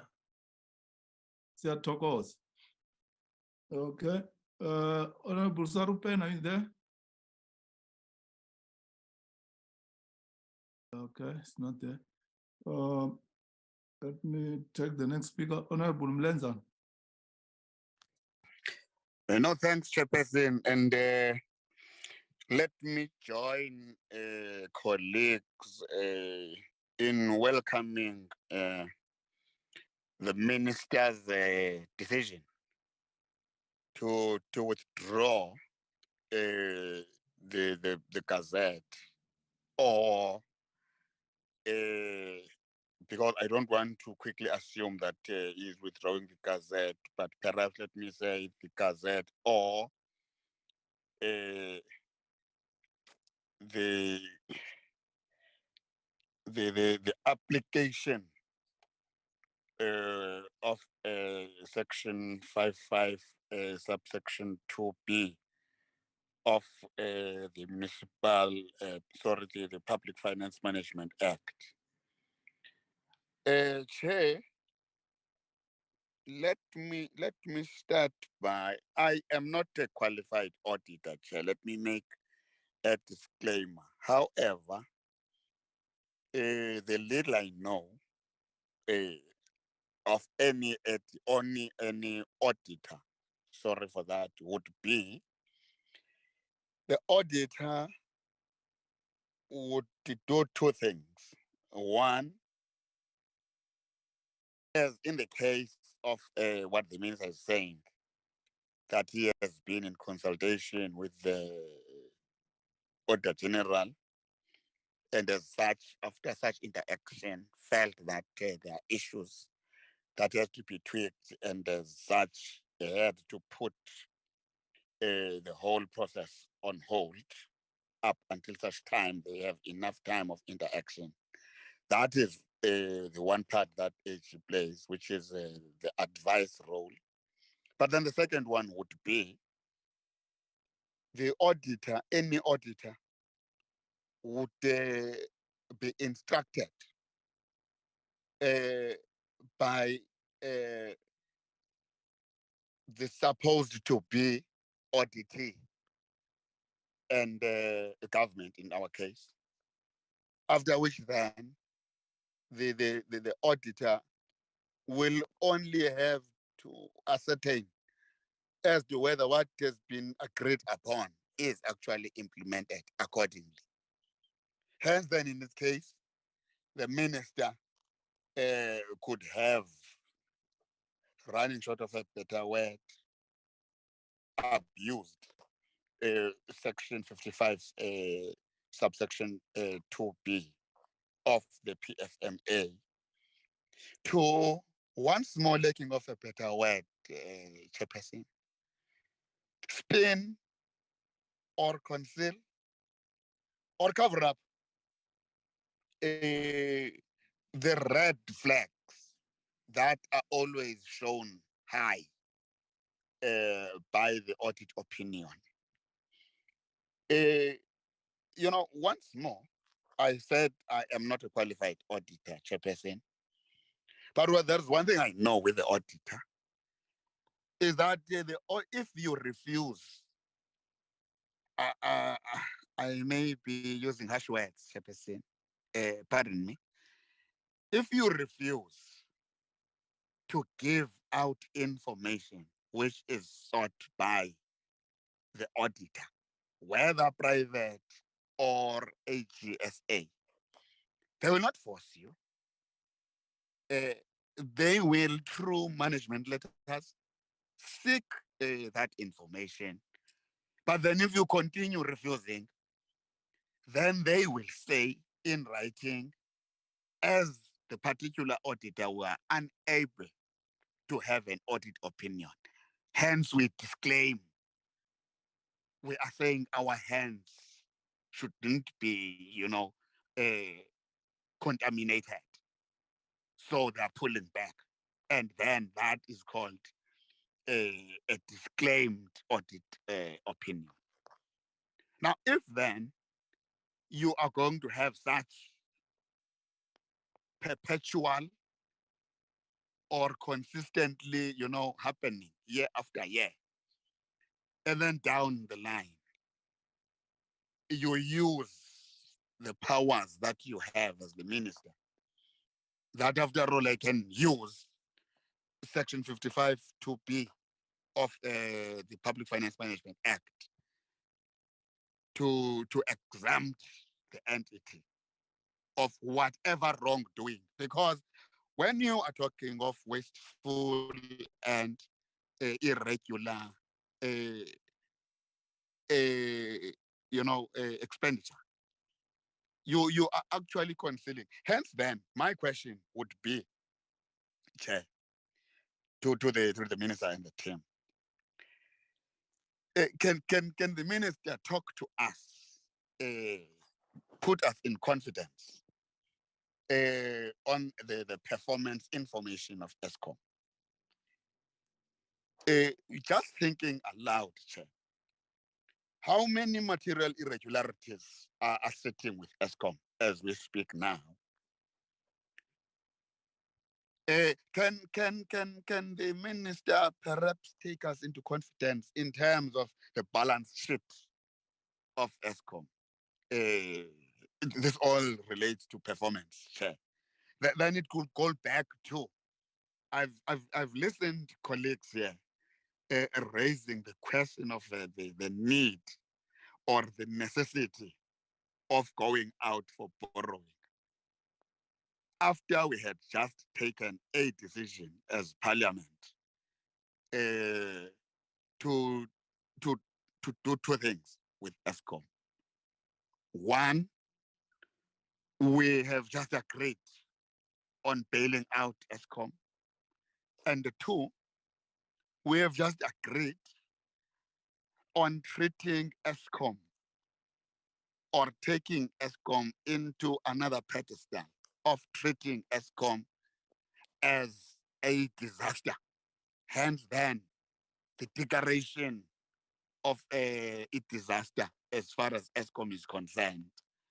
Hence, then we are agreed that as you begin to treat Eskom in that fashion, allow the president to appoint and to support the president to appoint the Minister of Electricity, who we believe it would be short-termed just to address this disaster that is facing Eskom. Now, Chair, before I land, I would actually, with I'm cautious here, Chair. I don't want to prescribe to what the minister should do or should not do. But, in appropriations, we always say, this time around, we're not going to appropriate money and then turn our backs. One comrade would used to say, "Asibona abomantshingelane." So what it means then is that if we appropriate money, there must be follow-ons so that your expect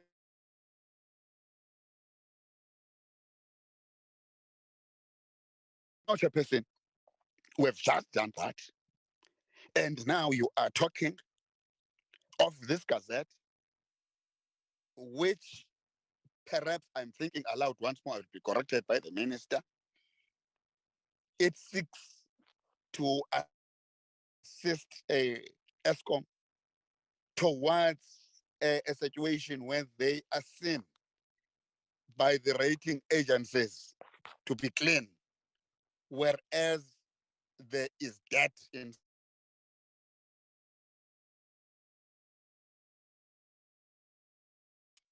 you are actually taking a white linen, a very clean white linen, bright, covering up the debt so that whoever is out there for borrowing or lending purposes would see this bright white, picture, only to find that it has been, wrapped, it has been wrapping the debt inside.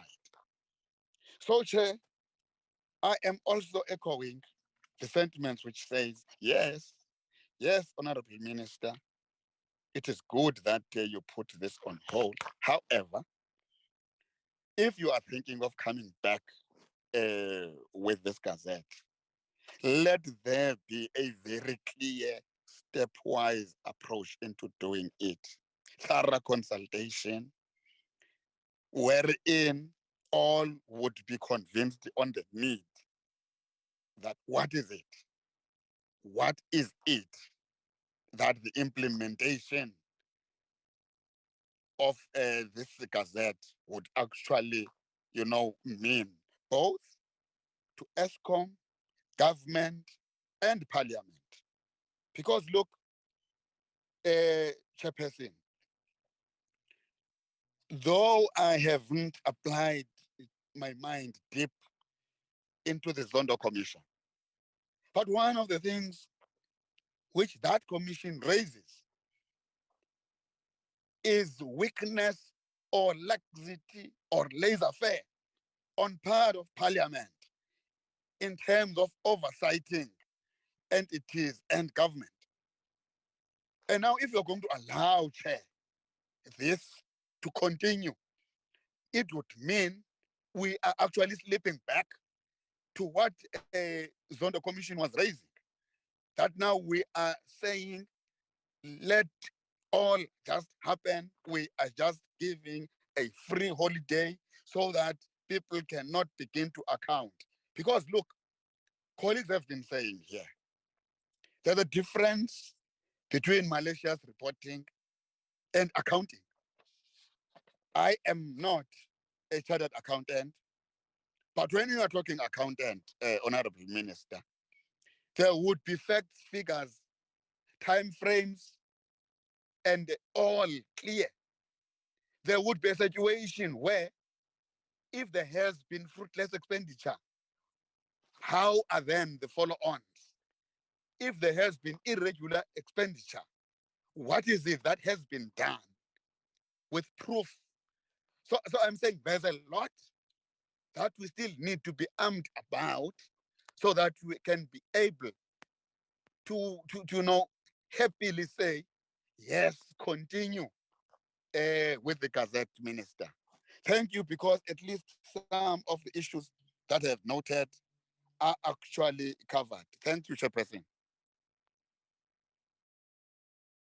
Thanks, Honorable Mlenza. Over to you, Honorable Kaiso. Thank you very much, Honorable Chair and members of this joint committee, Minister. Chair, without risking repeating what my colleague has just said, I also want to join the queue in appreciating what the minister has explained before this joint committee, and appreciate that this matter will be withdrawn. That is the Gazette. So I just want to raise this point, Chair, that now that there has been a disaster been declared with regard to the matter related to Eskom and electricity. I think everything that is being said here should not, exclude that existence of that atmosphere where there's a disaster also, as moving forward, making contribution as to how best we can assist in as far as, and ensuring that Eskom plays or play that critical role it has been, mandated to do, because it is very central in ensuring that there's economic recovery in the country, and it's at the center. So we should not discuss it in such a way that it is isolated from already what has been pronounced from the office of the president, and also with the establishment of Ministry of Eskom. So it's a whole package that when the minister go back and repackaging is being done, obviously we are looking broadly that it will, it is something that will be inclusive of what already it is now existing or being established as part and process that would assist Eskom generally to realize its mandate. Because I don't want to, speak above, the words such as exemptions, as if I'm a legal guru, because we cannot avoid that there is words such as exemption in the PFMA Act. So I'm very careful that I should not speak above such legal words there, which are coined in PFMA. But we should acknowledge that there are instances where there are legal concepts that imply something there, which, as we speak, there's nothing that we can do up until we bring in a new subject altogether to deal with the word exemptions. But it is there. There's nothing that we can do for now up until we do something about it. But be as it may be, it doesn't mean that we should then do nothing, fold our hands because we are handicapped by certain concepts there. It still means that there's something that has to be done by the minister beyond this discussion, because we want to appreciate the ministry's invitation that no, okay, let us be together here, ourselves as these committees, collectively as we are, and at our individual space as committees, separate committees, we must then begin to make a submission or contribution as to how best we can, shape this, because it's not only the concern of these 5 committees, joint committees. It is it's an issue of the whole National Assembly to make sure that Eskom now become a fully functional entity realizing its mandate through our contribution. So, we also appreciate that the discussion that has taken place between the Office of the Ministry and the Office of the Auditor General. So we hope that those discussions will take forward what is to emerge tomorrow as a continuous work, because it definitely is not something that we're going to finish today, but it will remain continuously up until it realizes its mandate. So I think I must stop here, Chair. Otherwise, I would find myself going all over, bringing irrelevant issues such as functions of and banning of parliament and other things. So I really appreciate that comment. Thank you very much, Chair. Thanks, Honorable Kaizu. Honorable Buthelezi Shenga.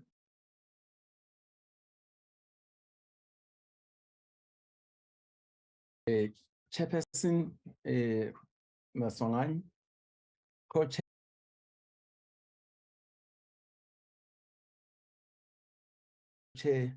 by just thanking the oral members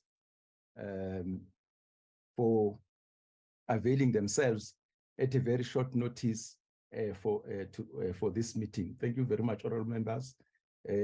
Invitations, I think they came on Monday, and here we are, or Tuesday, here we are meeting, showing the importance we give to the matter on hand. Oral members, perhaps just to add on what Honorable Hadebe said, that the supreme law of this country is the Constitution. I'm just adding Section 2 of the Constitution, which reads, I quote, "This Constitution is the supreme law of the Republic. Law or conduct inconsistent with it is invalid, and the obligations imposed by it must be fulfilled." One of those obligations, honorable members, it's for this Parliament to oversight and hold executive accountable. So there shouldn't be anything which is seen or which is done which should be seen to blunt or impair our ability as Parliament to carry our oversight responsibility. Chairperson, let me also join the oral members in welcoming the presentation by the Minister, and also upfront also thank the Minister that he has decided to withdraw the exemption. Person, economic agents, including bond holders, the rating agencies, taxpayers, and many others make decisions based on the annual financial statements, which means the reliability and credibility of annual financial statements are taken as a true reflection of the financial position of the company. That's very critical and it's indivisible. Hence our concern, Minister, about the application and granting of exemption of Eskom from Section 55(2)(b)(1) 1 of PFMA and Treasury Regulations 28.2.1. Person, it is better to disclose, I would argue, the problems facing the company, be they wasteful and fruitless, so that users of annual financial statements can factor them in their decisions. In so doing, you can assure the public out there that you are doing something about your challenges. The oral members have repeated this one, that we should be very careful that as government, as National Treasury, as Eskom, we are not seen to be misleading the public and the economic agents, the users of our annual financial statements, because they base their decisions on that. In fact, if we are not careful, we may be opening ourselves to lots of litigation, because down the line, people may say, we took decisions based on your annual financial statements, only to find out that the annual financial statements were not true. I think the global economic crisis of 2008-2009 is still very fresh in our minds, where companies were given clean bill of health, and 6 months down the line, they went belly up. And if you follow as to what happened, there were a lot of litigations following that. So the best thing, the optimal thing to do in these circumstances is to disclose, because what economic agents do, they factor in everything that has been disclosed and take decisions on the basis of full information, not skewed information. So what's happening with the exemptions? what I will consider to be an unintended a consequence of it is that economic agents may just say, look, we gave you this money and we gave you this a rate. If we had this information, we would have given you a higher rate to mitigate our risk. So it's a very dangerous. We're trading on a very dangerous terrain. So we better disclose so that when people take decisions based on annual financial statements, it should be based on the correct information. There's no information which we should think that in our own wisdom is not good for the public out there. Another problem, Chairperson, which I think should be considered as we deal with Eskom, is what I will call the negative contagion effect. What do I mean? The people out there will think that is how all other SOEs are operating. They are guilty of the same practice, because they'll say, why only at Transnet and Eskom? Is it not a practice of the SOEs and other institutions of South African government? So it's so our financials will be treated with suspicion, and rightly so. So I think that's another thing that we should be looking at. Members, Prime Minister, the proposal to assist Eskom by transferring about 250 billion rand of Eskom debt to the sovereign debt is aimed at assisting Eskom deal with this problem. Therefore, as Honorable Mlenza was saying, as we do that, transparency and good governance is paramount. It should not just be done, it should be seen to be done. And all of us, South Africans, are also assured that as they assist Eskom in dealing with its problems, there is proper accountability. Again, as we are enjoined by the Constitution as Parliament, it cannot be half oversighting.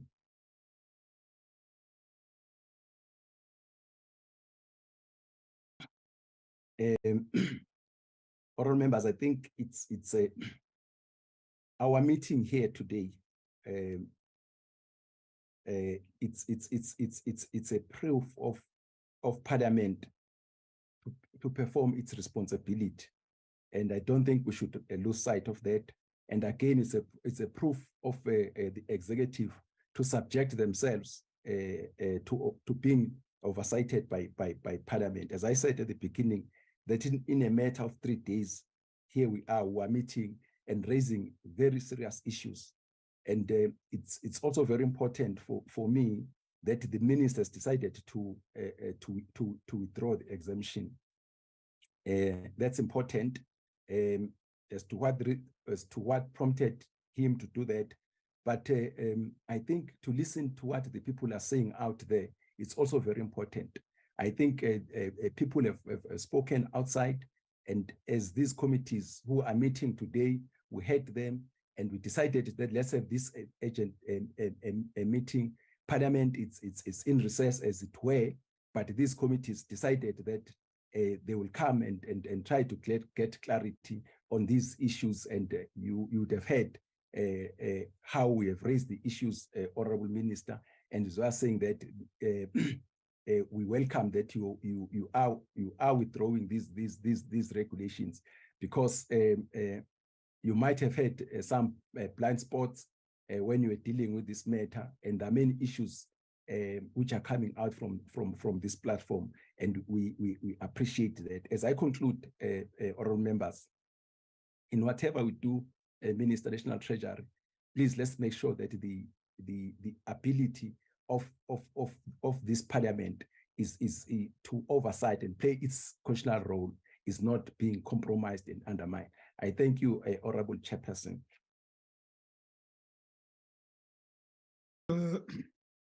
Thank you, Shenge.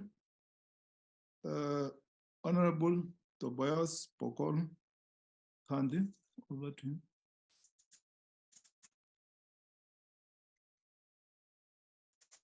Thank you very much, Chair. Chair, let me put on the block. Very new, and then I hope by angling into the debate. Second to that, I must also upfront declare that I'm fresh from being a marketeer of the country into being an overseer, which is very complex in its how the marketeers operates and how the overseers operates. Because having to look at the two, the marketeers look at the possible securing of investments, portfolios for the country, and make sure that any other matter is dealt with differently, as long as first and foremost you deal with how you market the country. So it's a very complex debate for me altogether today. Second to that, I need to say to Honorable Mlenzana, the center must hold. The center must hold in that it formulates policy. And because it formulates policy, the policy position that is taken by the country becomes the gospel truth of that country. Therefore, there is no dilly-dallying about where you stand with your policy formulation. Third to that, I need to speak to precedents that we have dealt with before by private companies in the form of what Steinhoff did and what KPMG did at a particular point when it was dealing with the misstatement of a financial position of a company. And Honorable Mlenzana gets into it in a very nice way. He says that an auditor is instructed by an auditee on what to look at, which is the debate that is currently short-lived because of the time management of the debate itself. At some point, it will have to be unpacked and you will deal with it. And the other issue is what will member refer to Eskom, which is something, again, that will speak to a policy imperative. But upfront, let me say this. There's a difference, and that's what we need to all of us here today note. There's a difference between disclosure of irregular expenditure and accounting fraud. So we must not have mixed feelings about what it means. It's two different distinct issues. What is accounting fraud becomes the day when you have misstated your financial position. But if there is an irregular expenditure and it has not yet been disclosed, that is not fraud. So we must not be nice about words because we are afraid of the political environment and the polarization of a subject matter as we engage it. As to where you stand in the current conjuncture and the timing, it's a different issue for a debate somewhere, because sometimes we are expeditious to try and want to explain the position. And I understand where Mumu comes from, and I feel sorry for him. Now the question is, the juncture at which we are currently, have we not disclosed? That's what we need to evaluate. And some say that, and Ngwangwa says it as a banker, you know, he says the annual report, it's a PR document. It might sound like a PR document, but it's a fundamental document that gives account of what has happened. And if you disclose, it can take you to a legal proceedings. Now, the minister might, at the current conjuncture, have withdrawn his submission on the exemption on the basis of consultations. Now, Honorable Mlenzana says that we've taken a view of having to deal with a bailout. And as you do that, just remember that Eskom remains a national key point item. And as you deal with that, take that into account at what decision you are going to arrive at a different stage, having cleaned the issues of audit process with the Auditor General. In this instance, you have a private company that will deal with audit. So if you want it as an scapegoat, you want to publicize it and do it in such a way that will help you. But firmly stand in terms of your policy imperative, the timing is a different issue. As you do that, you take into account the economic outlook, which has been revised down to 0.something%, and what you want to deal with, that's a different issue altogether. So, Chair, let's go back to the drawing board and rediscuss in a different atmosphere what we believe is in the best interest of the country as we do that, so that we understand, because this is not a JC listed worried company in terms of its risk appetite and the level thereof. It's not just a risk appetite issue. It's a national key point issue that when we wrap up and take a view, we don't look at it from a political perspective as different parties, but what is in the best interest of the country.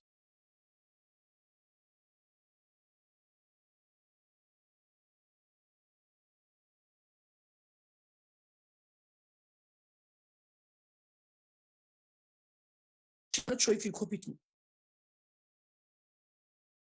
Honorable Tobias Pokola is still there, or you have got a connectivity challenge? No, Chair, I said, let me pause at that juncture. So I don't know whether you copied me as I was making the submission.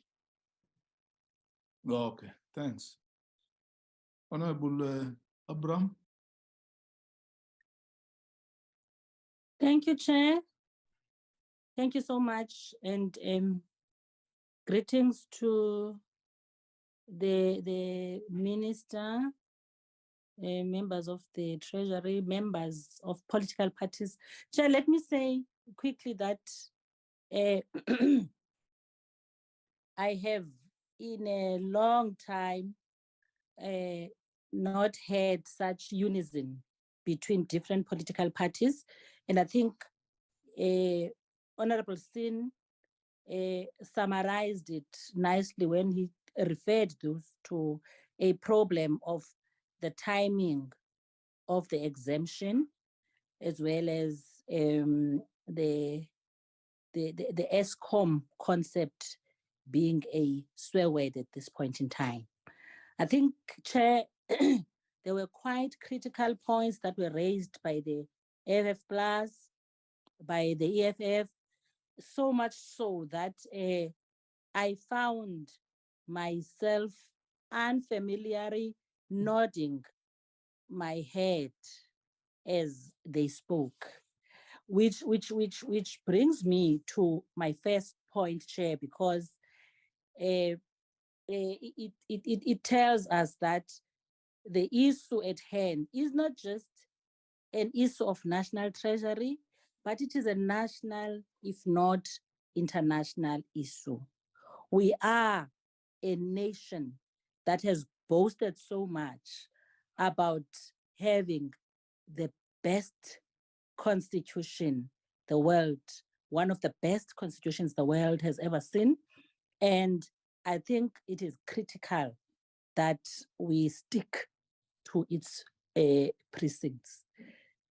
Chair, my first point really is to agree with honorable members that have pointed out that yes, the minister has committed that for now he wants to pause and go and do what is necessary in terms of consultation, in terms of content.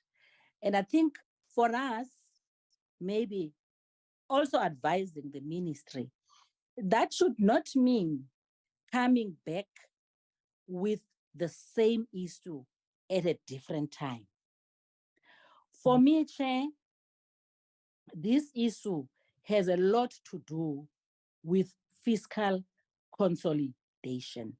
And I think a relook at financial risks and dangers, and as well as restructuring the debt, this is not new to Treasury.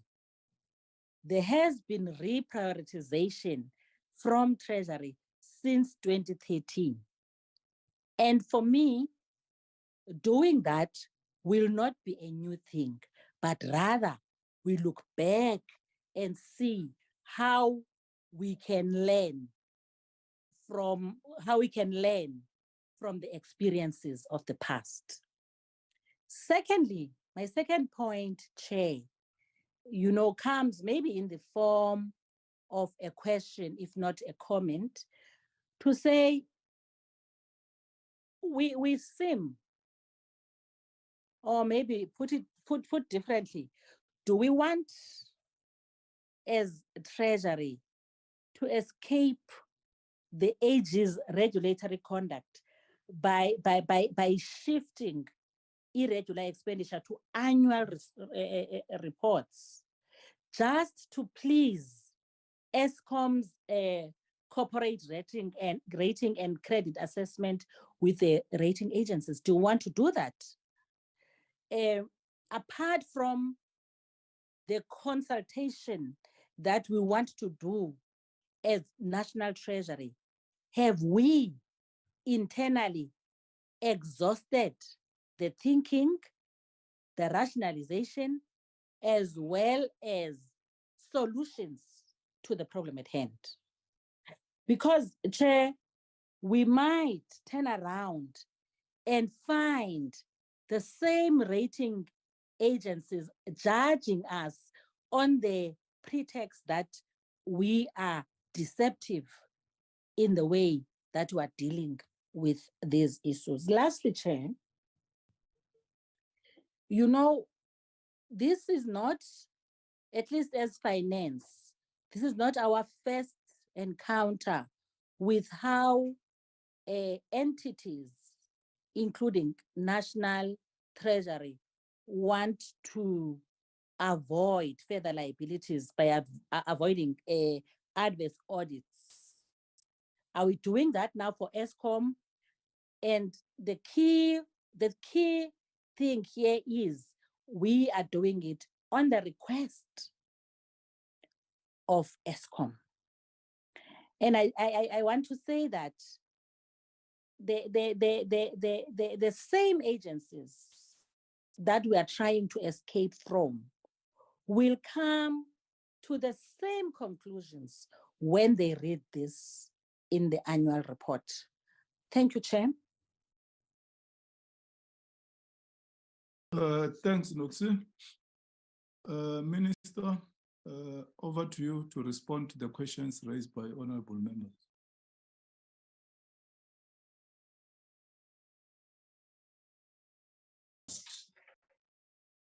To deal with some of those questions, and I'll come back at the end. Any taker? So, Minister, can I suggest let's start with the accounting, because I think there were many questions just on some of the factual information. So let's just clarify that. I'll come in after that. Yeah. And I think Duncan should also just come in on the finances. I think just the challenge we face at Eskom, which we have to nurse back to health, whatever happens. Shabir? Thank you, Accountant General, Shabir Khan. Thank you, Minister, Acting Director General. Good morning to the co-chairpersons, honorable members of the different committees, members of Parliament, and the media. There were various matters raised, and I tried during the course of the morning to capture all of them. But I think a large number of the questions posed were really around whether the exemption would diminish or dilute accountability and transparency in how the information would be disclosed. It's important to note that this exemption under Section 55 is really a reporting requirement. And as part of this broader financial management framework, the PFMA outlines what is required to be reported. So Section 55 deals with the annual financial statement as well as the annual report. And really, it goes into the details and says that the entity or the public entity must prepare financial statements in accordance with a recognized framework. And in the case of Eskom and many other Schedule 2 public entities, the reporting framework is IFRS, or called International Financial Reporting Standards. And this is quite a comprehensive financial reporting standard, and it's a standard that's internationally approved, and as South Africa, we have adopted that standard. They further need to comply with the Companies Act, as well as the JSE debt listing requirements. Section 55 2B further goes to say, and these are some of the additional requirements over and above those in the accounting standards, the JSE requirements, as well as the Companies Act, to indicate that all material losses through criminal conduct must be disclosed, as well as all fruitless and wasteful expenditure. It further says that any criminal or disciplinary steps taken as a consequence of such losses must be disclosed, and any losses recovered or written off must also be disclosed in the annual financial statements. The matter that we were dealing with as the National Treasury was really to ask a fundamental question. If this exemption is granted, what does that mean? And what does that mean in terms of whether the annual financial statements will still fairly present its financial position, its performance, and whether the Auditor General can still provide an opinion on whether the financial statement fairly presents its financial affairs in an appropriate and in an appropriate manner. This issue, and I think the questions raised around irregular expenditure, and it's important to maybe also indicate that there have been a number of reforms over the last few years in how irregular expenditure is reported. And this has been done in consultation with a number of stakeholders. As the National Treasury, and I think one of the honorable members pointed out that we are primarily responsible for the setting of norms and standards. And in doing so, you will have a number of engagements with provincial accountants generals, provincial treasuries. The Auditor General is a key stakeholder, but as well as the accounting officers and CFOs of departments and public entities. And as part of this reform, we've also done some research. And what the research has shown is that we do have a problem in that irregular expenditure, the concept is very unique to South Africa. We've looked at the research covered that over the past decade, irregular expenditure has significantly increased at an annual growth rate of 36%. And we've noted that it has become a major concern for government, but also the definition is quite broad. And that's where it lends to some of the problems we are seeing. A very good example, which the research pointed out, is that in the 2020-2021 financial year, the irregular expenditure across the state was increased quite significantly by 77 billion rand. And this was an irregular expenditure transaction recorded by NASPERS for their disbursements to bursaries. And the reason why this transaction was irregular is because they omitted to gazette the funding guideline. All the other processes and steps were correct, and the correct amount and where was correctly distributed. That omission of gazetting caused this entire transaction and all disbursements to be irregular. We've also looked at what the UK does. And in the UK, the focus is largely on where public resources have been lost or stolen, rather than a focus on a concept called irregular expenditure. In South Africa, the context or the the focus on irregular expenditure really focuses on the value of the transgression. Like in the NSFAS example, it focused on the value of the transgression rather than focusing on the resulting loss to the state. And as part of this research and also in engagements with the Auditor General, Treasury issued an instruction note 4 in December 2022 to deal with some of the reforms that's required to enable us to report in a much more meaningful and in a manner that which provides a lot more value to the readers of the annual financial statements. Instruction note 4 says two things. It says that all irregular expenditure recorded in a financial year must be disclosed in the annual financial statements. But it further goes on and say that all prior year irregular expenditure where it's still required to be either condoned or investigated, or whether there is or is subject to condonment, those ones can be moved into the annual report.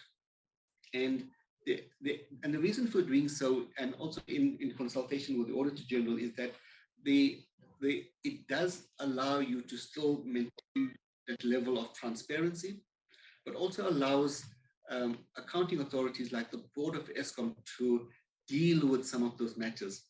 So by moving that, and what the framework does is it's actually changed in the way in which some of these matters are being reported. That framework is applicable to all national departments as well as public entities. The issue of the actual exemption and how this was considered. So there were a number of tests as the National Treasury and also the team within the Office of the Accountant General looked at. And I know the colleagues, the honorable members spoke around, what was the test, was it rational?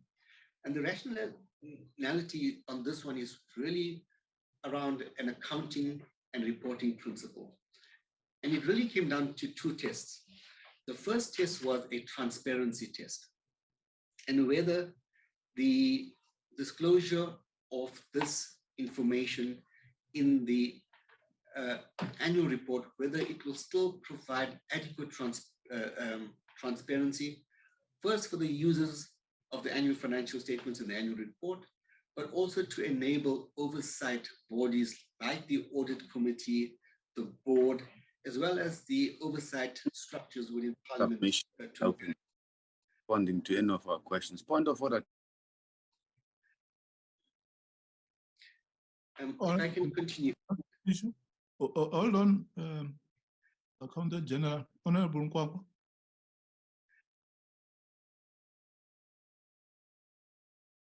Okay, he's not responding. Please continue. Thank you, Honorable Chair. So on the transparency test, we looked at whether the disclosure in the annual report will still lead to transparency. And here we worked with, in the prior year, we worked with Transnet, and we actually came up with a template on how this can be disclosed to give the full effect of what is required to be disclosed. So in terms of that test,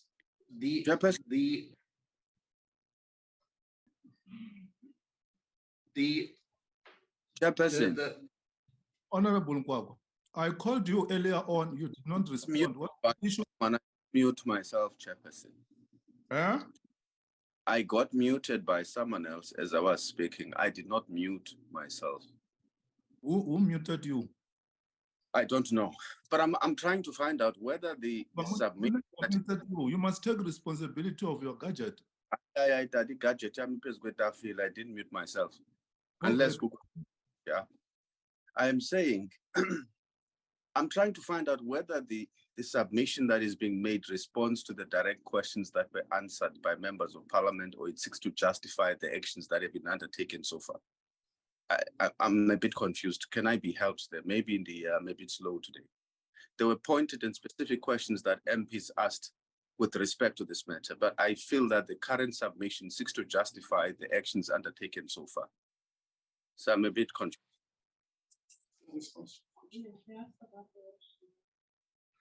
Who did you engage with?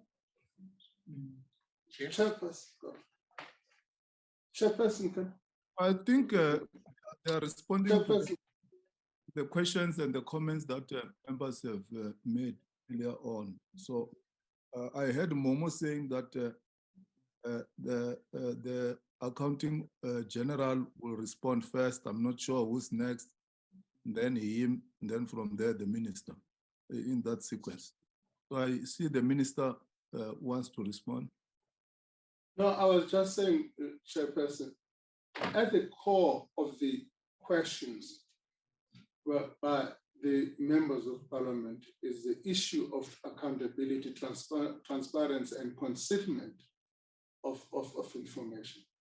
And I think what the accountant general is trying to demonstrate is what was the rationale, how are those matters being addressed? That's the response to those questions. I think we've been plead that we be allowed to proceed, and we'll deal with any other pointed questions which have come up. Thank you. Okay, thank you. Please proceed and give that background, and then the DG and the minister will respond to specific questions if you not have done so, and move towards conclusion. Thanks. Thank you, Honorable Chair. Chair, so I mean, what I was outlining was the considerations taken as the department advised the minister on the transaction. So on the transparency test, it was really whether we would have had complete transparency on the transaction. On the accountability test, what the department considered and advised the minister was that whether material losses through criminal conduct, whether that would still be reported. And we, in considering the exemption, made it quite clear that Eskom must report on all material losses due to criminal conduct. Furthermore, we've indicated in the exemption that all criminal and disciplinary steps taken as a consequences of such losses or irregular expenditure must still be disclosed. And lastly, losses recovered and written off must still be disclosed. So from an accountability test, those parts which a large number of the committee members raised around fraud and the concealment of such transactions, we made it quite clear that those transactions must fully be disclosed in your financial statement, in the annual financial statements, and would be subject to an audit. We've also, when looking at the accountability test, we looked at when it comes to the areas of irregular, fruitless, and wasteful expenditure, the board still has the primary responsibility as the accounting authority to prevent and take adequate steps to prevent these type of irregularities. We've also looked at whether there are sufficient checks and balances to ensure that what is reported is appropriate for the users. And here, an assurance engagement, which in auditing terms is called an agreed upon procedures assurance, would then respond adequately to that part of it, so that when the readers read the annual report, they would have the knowledge and the comfort that those numbers were subject to an agreed upon procedures by the auditors. We've also, it's important to note that when we looked at Eskom and how they've disclosed some of these matters, especially the matters around fraud, corruption, we looked at the previous year's annual report and the annual financial statement. So matters which is in the public domain, and we're all familiar with, around theft of conductors, cabling and related equipment, estimated non-technical revenue losses, as well as fraud within the organization, all that will still be fully reported in the annual financial statements and the annual report. Lastly, as part of this process of dealing with this transparency and accountability test, we looked at prior year exemptions or prior exemptions, and whether through those exemptions, whether the transparency and accountability test was achieved. Though the only one that was previously granted was Transnet, and there it was permitted for them to disclose such information in the annual report around irregular expenditure and fruitless and wasteful expenditure. There was adequate consultations for the Auditor General, who actually performed this agreed upon procedures of engagement. And this was adequately then disclosed in the annual report. This enabled the Audit Committee, the board, to have full sight and visibility of such transactions. And that annual report was also tabled in Parliament to enable oversight structures like yourselves to then hold the executive as well as Eskom to account. Then my last point was around the annual report. There was a number of questions around why in the annual report, not the annual financial statements. And one of the members indicated that it's an annual report talks about some of the PR elements. The annual report in the public service, it's much more than just a PR exercise. It contains valuable information like the information around performance against predetermined objectives. So at the start of every year, what's tabled in Parliament is the annual performance plan. And those objectives, indicators and targets become the performance plan for every single organ of state.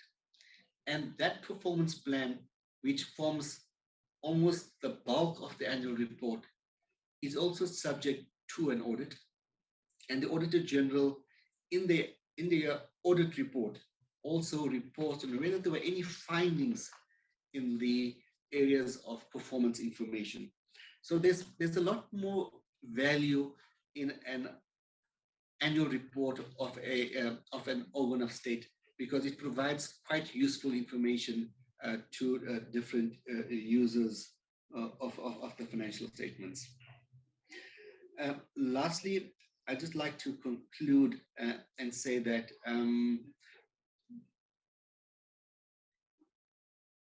as part of the exemption and as part of the further engagements, the Accountant General's Office as well as Treasury really sets the standards around how accounting should happen in the public service.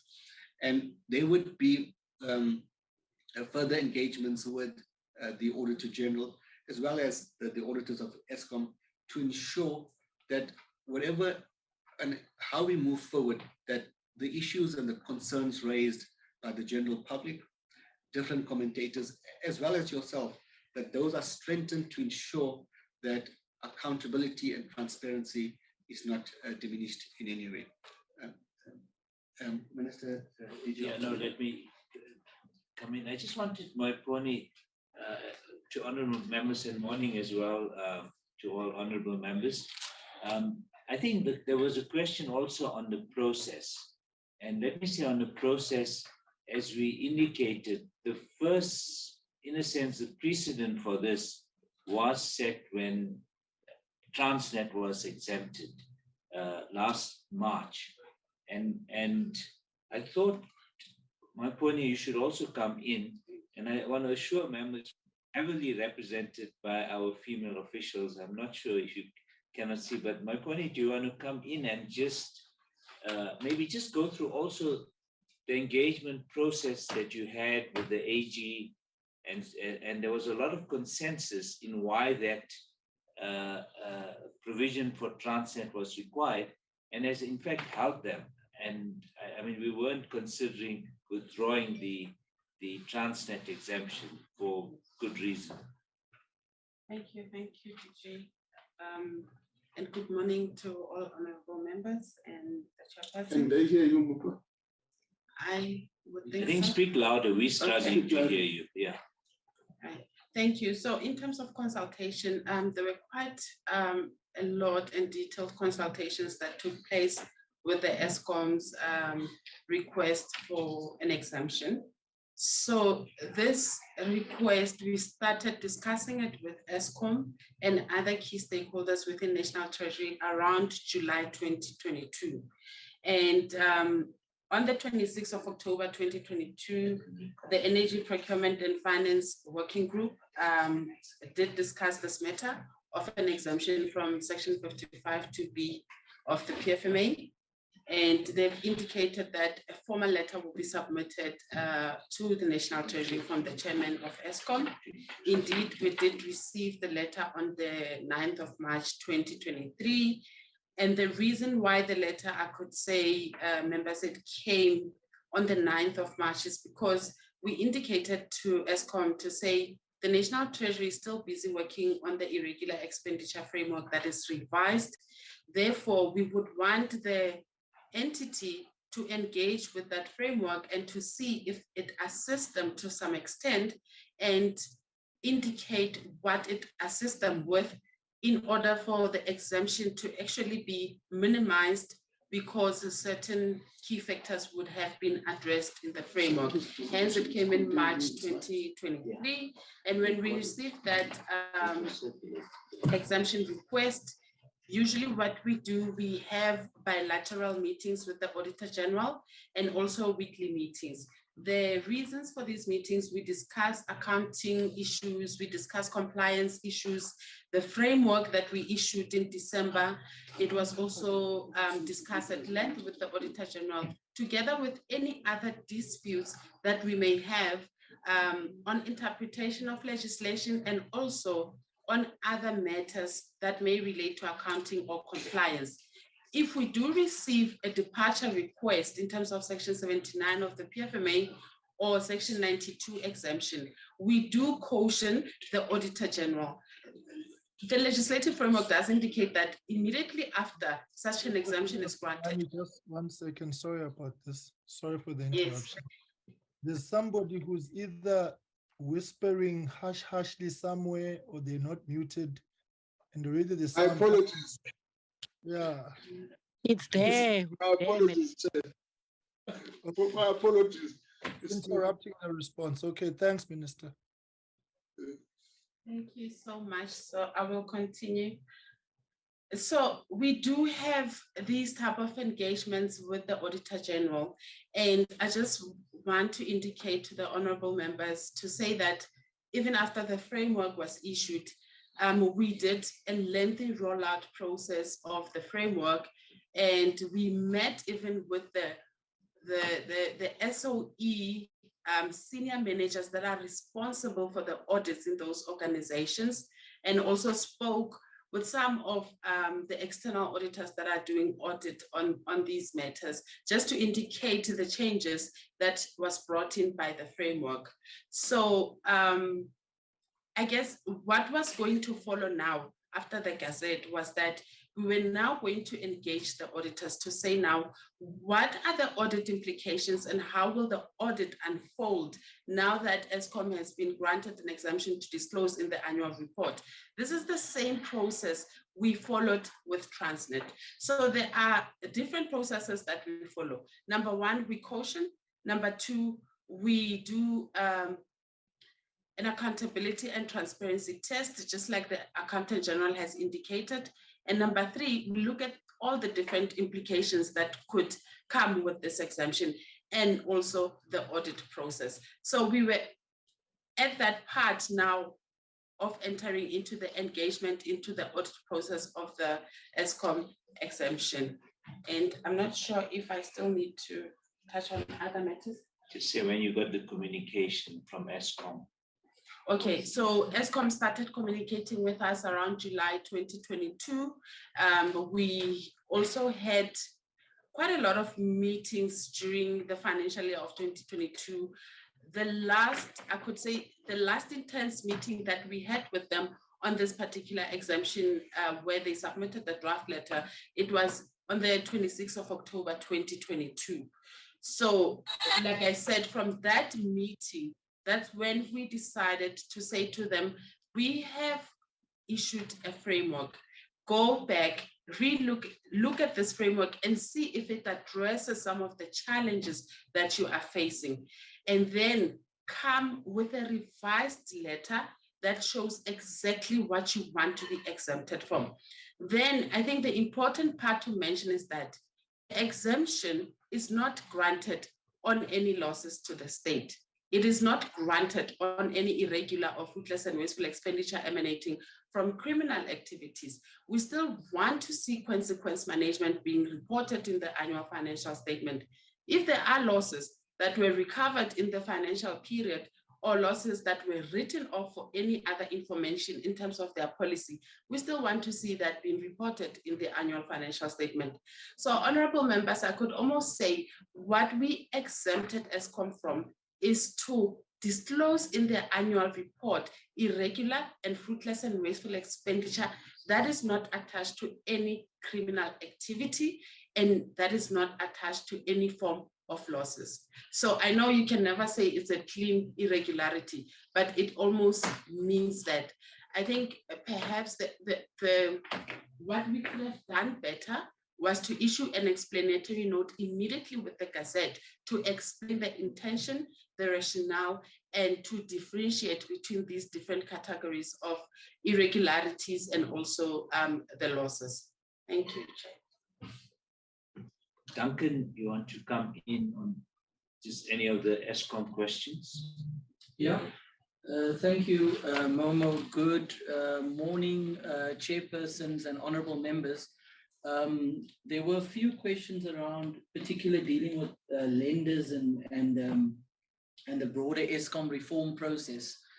So I'll deal with those. Before I do, Momo's also just asked me to put this in the broader context of the steps that we are taking to restore Eskom to financial sustainability.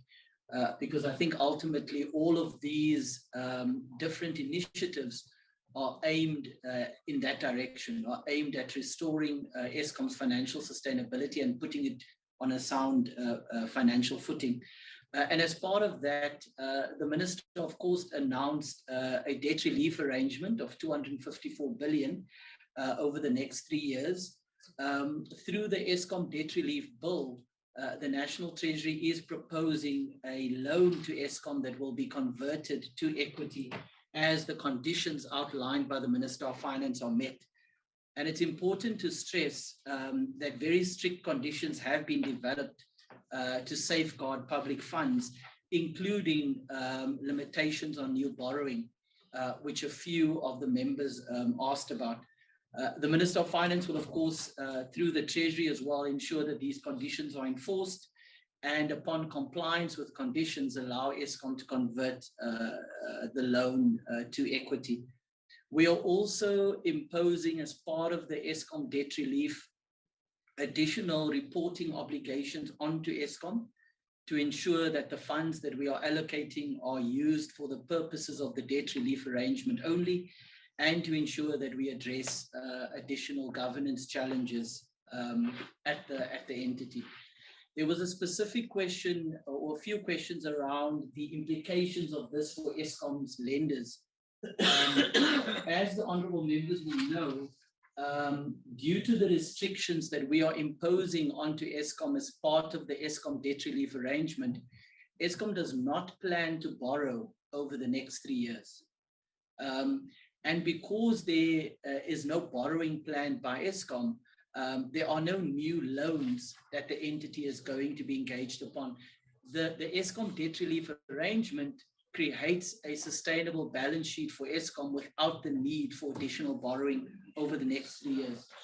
Of course, Eskom still has existing loans that they have to engage lenders upon, that the Treasury is assisting them to repay over the next 3 years. And the way that the lenders manage the information requirements associated with those loans is through covenants that they attach to those loans that Eskom has to report on a regular basis. And should Eskom not meet those covenants, they have to request waivers from those lenders. So I think the members can be assured that the lenders of Eskom have the information that they need to make the right decisions about the loans that have already been extended to Eskom. And as I've said, no new loans are being considered or planned by Eskom over the next 3 years. There was also a question about whether any of our decisions have been informed by engagements with the rating agencies. The answer is no. We have engaged the rating agencies recently post-budget, as we always do, but this is not a matter that was discussed with them. There was also a question about quarterly meetings. As part of the Eskom debt relief proposal or arrangement, the quarterly meetings between Eskom, the National Treasury, and Department of Public Enterprises will continue to ensure that we discuss progress required by Eskom in terms of the debt relief arrangement. But also, Eskom will continue, of course, with the usual quarterly reporting to Parliament. There was a question about unbundling and whether we are backtracking on unbundling. The broader reforms that Eskom are undertaking that's part of the NECOM process are still on track, and those will go ahead as planned. And unbundling, of course, remains a very important step to ensure that Eskom becomes financially sustainable over the long term. So that is going ahead as planned. I think just a final point from my side, honorable members, is these steps, the Eskom debt relief arrangement, the steps that we are discussing today are all aimed at ensuring that Eskom has a sound balance sheet. I think for us, it's important to ensure that the entity is able to undertake the investments that they need, both in the current fleet, but also the critical investments required in transmission and distribution infrastructure so that we can deal with load shedding and, of course, the broader social and economic implications associated with that. Thank you. Thanks, Duncan. Anyone else from the official side? So let me round up and then the Minister will conclude. And let me pick up the last point that Dr. Peterson has raised, which is that the issue for the Treasury obviously is, aside from wanting a financially healthy Eskom and making sure that that's done free of corruption is critical. But in addition, the dilemma we face is that we want to protect the fiscus, and Eskom has already come to us for far too many funds and impacted on our debt. The issue is really to reduce the scope for them to come for more grants or more guarantees from the fiscus. And the technical issue here is that the reporting system does cause a problem which does need to be addressed. The issue is, how can we ensure that it's not abused? And when I hear certainly the strong response, I think as the minister's outlined, it's really that South Africans are saying that the corruption that has become entrenched in some of our SOEs must be addressed as a matter of urgency by government, that we need to be more effective in how we're doing that. And in fact, this is one of the reasons why we are grey listed, because we are not effective in fighting corruption, which are often committed by syndicates. And those are the issues that we need to really deal with.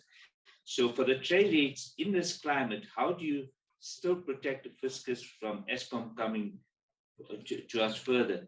Chair, I would also say that what we've done is there's a fairly detailed presentation that we've circulated, which does go into more detail, and I would hope members could look at that and we could respond to it at some point. but I think that that would also come in. I think a further question, and Duncan has partially answered it. As far as investors are concerned, they understand that an entity like Eskom is judged. They look at the metrics in the same way as they do for any listed company. So the fact that you still have your IFRS and your JSE listing requirements, those are of the highest standards. And Eskom will, if a listed company were to get qualified, even had you had this exemption, if Eskom did the same thing, it would still be qualified. So there's no attempt to hide qualification from any financial mismanagement. The issue really was that Eskom obviously has further reporting requirements. And let me say, those are important because in the public sector, you do have to do more reporting because there are more issues of public interest. But it's just this one, the historical legacy issue and how that's impacting on, and we assume, an honest Eskom board that's trying to fix up Eskom. So that's the kind of dilemma that the Treasury was really facing and trying to answer. Over to you, Minister. Thank you, Acting DG. Let me start by saying we welcome the comments, criticism, and everything by the honorable members. We certainly not impervious to criticism.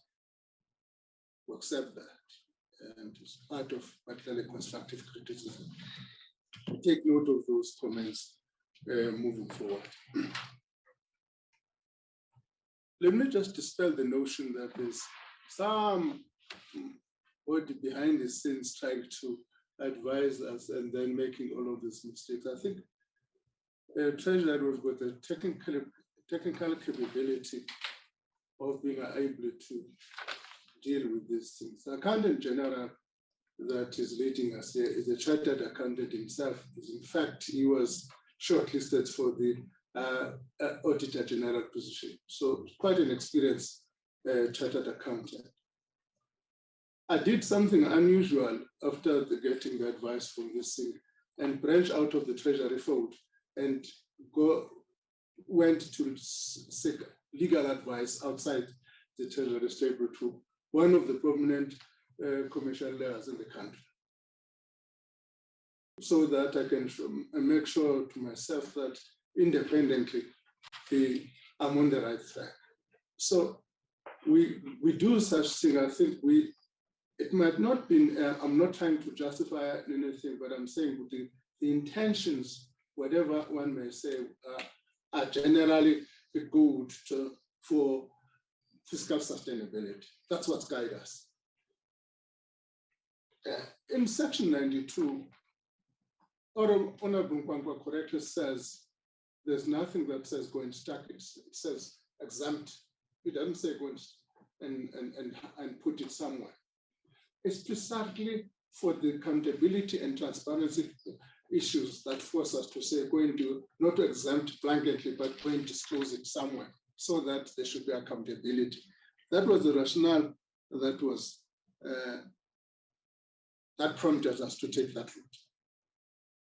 But let me say, part of the difficulty, which we understand, and Honorable Abrams kind of captured it, is the toxic environment what is surrounding Eskom, which sometimes may cloud the substantive issues.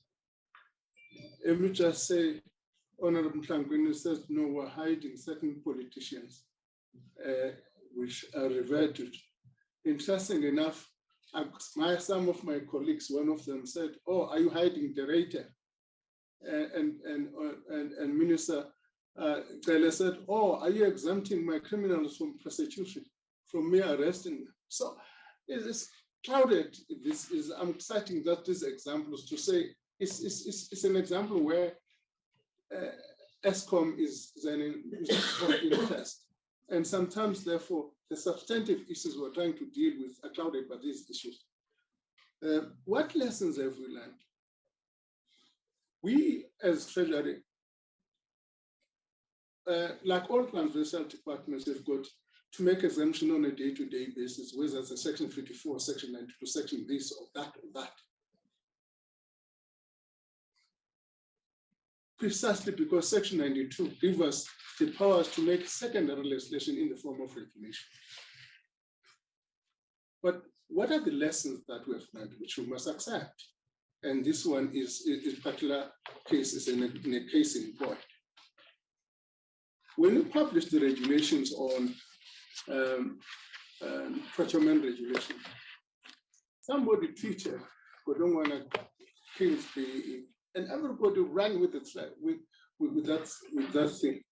And with hindsight, we said we should have said this is likely to happen. We should have been preemptive in the communication. And I think even in this particular matter, we accept, as Honorable Hlengwa is saying, we should have been preemptive in the consultative process and the communication. We acknowledge those issues. Those are lessons we're learning in the process, that not everything we see it as technical has got, some of them have got serious political and implications. So those are lessons that we have learned in some of these things, which the criticism that has been raised by honorable members, some of them are legitimate and we accept. Insofar as the AG is concerned, you must have said that we've had detailed and extensive consultation on the Transnet matter. In my interaction with her was that even in this one, they are quite comfortable, but the problem is the consultation was not as extensive as it was in Transnet. They would like us to further, with her team, they've looked at other things because Transnet is Eskom is a different animal than Transnet. There are further details they would like to explore. We accepted that proposition from the AG. There's absolutely no conflict between ourselves and the AG. Eskom is complicated in the sense that although we made the same provision for Transnet, Transnet didn't have any state guarantees. And therefore our exposure to Transnet is not at the same as our exposure to Eskom is not at the same as Transnet. We face a serious risk in Eskom in the case of all these covenants people are talking about, which may come back and haunt the fiscus. And people coming to us, oh, we must give Eskom to pay money for diesel, all of these things. There's a risk for the fiscus. There's no intention on our part to hide any corrupt activity. In fact, we would like to the law enforcement agency to move with speed in dealing with those issues.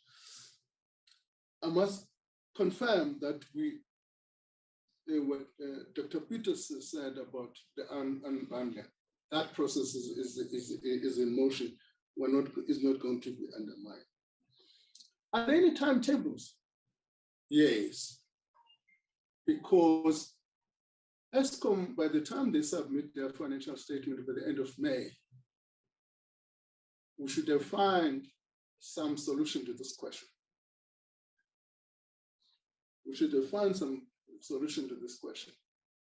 We will then be consulting with the AG again, deepening an extensive consultation with them, extensive consultation with the Deloitte, who are auditors of Eskom, and would welcome, and given the fact that we've made circulated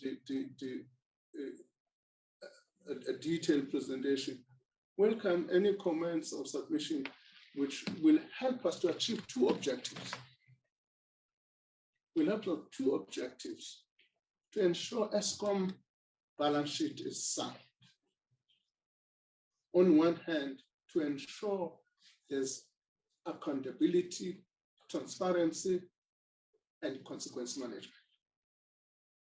That's the framework we would like to be helped by the honorable members to achieve. That's where our strategic trust is going.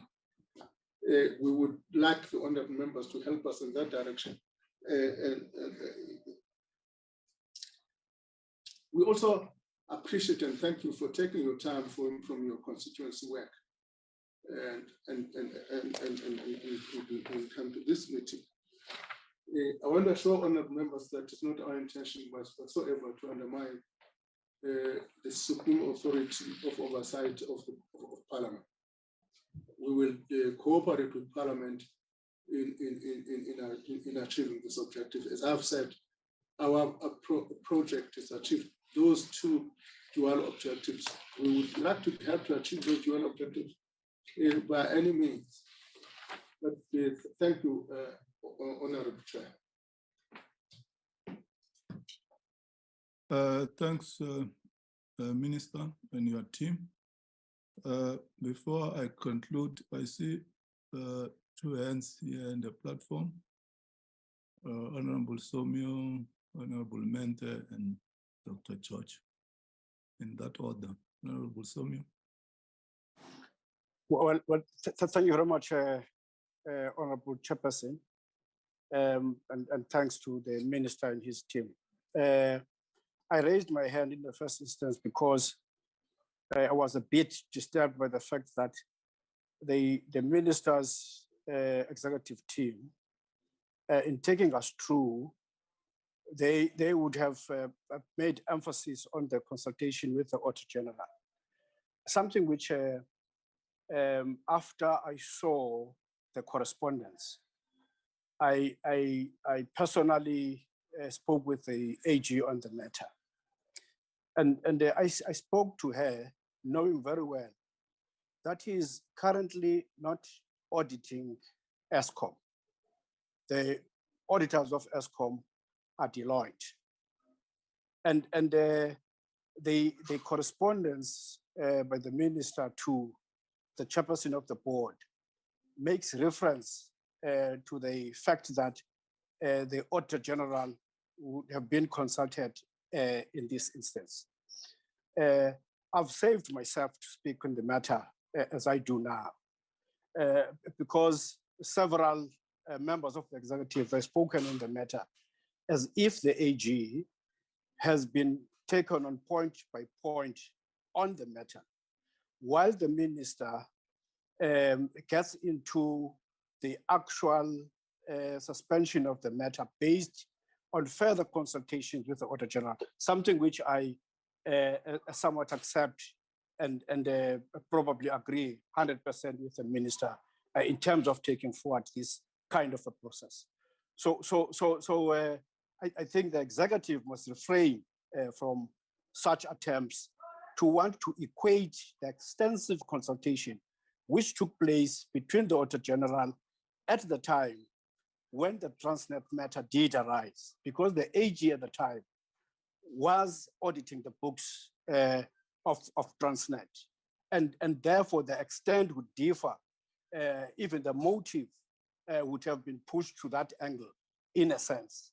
So in this regard, far less of that consultation has taken place, if ever took place. But I give it to the Minister that he has committed himself to make such consultations going forward. That's a matter which I wanted to somewhat to speak on in as far as this instance is concerned. So the justification of arriving at such decision should not be somewhat be equated. It's a different ball game altogether when you speak with the Transnet situation. I could speak differently, as I say, in a Transnet situation than it is the case with the Eskom situation, which I don't agree with. Thank you very much, Chair.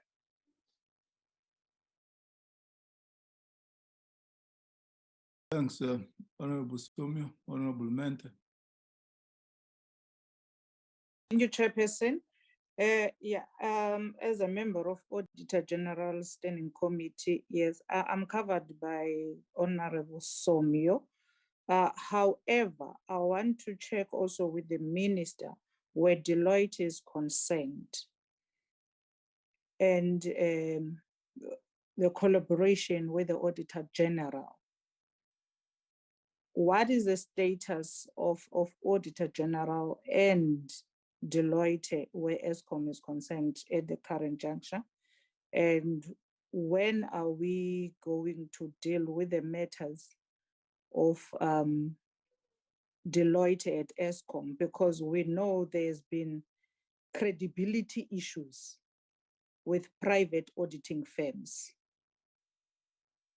And if there is anything from that angle in terms of getting AG to completely deal with the affairs of Eskom?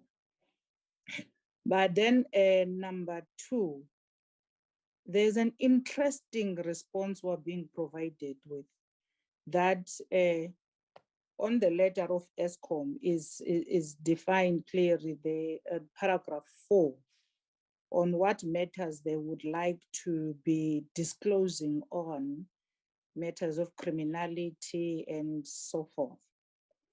And interestingly, all other matters must go to the broader annual report. Interestingly, how are they going to measure this? Because in most cases, transactions of government are picked up at the level of audit. Now we're told, no, we will sift these ones from these ones.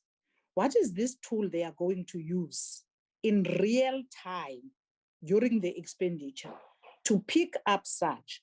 And who are they going to be reporting? Because we know very well. Earlier on, I indicated on companies, some of them is ABB, that received money without delivering services, which to date, we have to spend money of the state to collect from people who were given money. People inflate prices. And the issue of irregular expenditure, there is one item that is very problematic, that of which services have been provided. And if services are provided, therefore, we cannot say the matter is irregular. Meantime, a bottle of water, which could have cost us 20 Rand, has been sold to the state for 100 Rand. And we get told services were provided. And that because it's not now criminal, services were provided. Which tool are we going to use to make sure that criminal transactions are reported? Because now we are creating a law that is not there, Minister. Thank you very much. Thanks, Honorable Mente. Honorable Dr. George. Thank you, Chairperson, and thanks for the answers to the questions. I just have a follow-up question or two for clarity. The first one was on the rating agencies. My colleague Alf Lees, Honorable Alf Lees, asked the question about the rating agencies. But the question was more about whether the rating agencies, there had been a discussion with the rating agencies regarding the withdrawal of that exemption. So the question, crisply, as he put it, was, did they make contact with the Treasury to express their unhappiness at this exemption? That's the question. And that's an important question. And then also, just to be clear, so I'm clear in my own head, is this exemption off the table? And when will it be withdrawn? So when will the withdrawal be gazetted? Because that is important. It is no secret that I've drafted court papers, and if it comes back, we will go to court. So I want to be clear that it's actually off the table and that the gazette, there will be a gazette withdrawing it. Thanks very much. Thanks. Honorable Nkwankwa.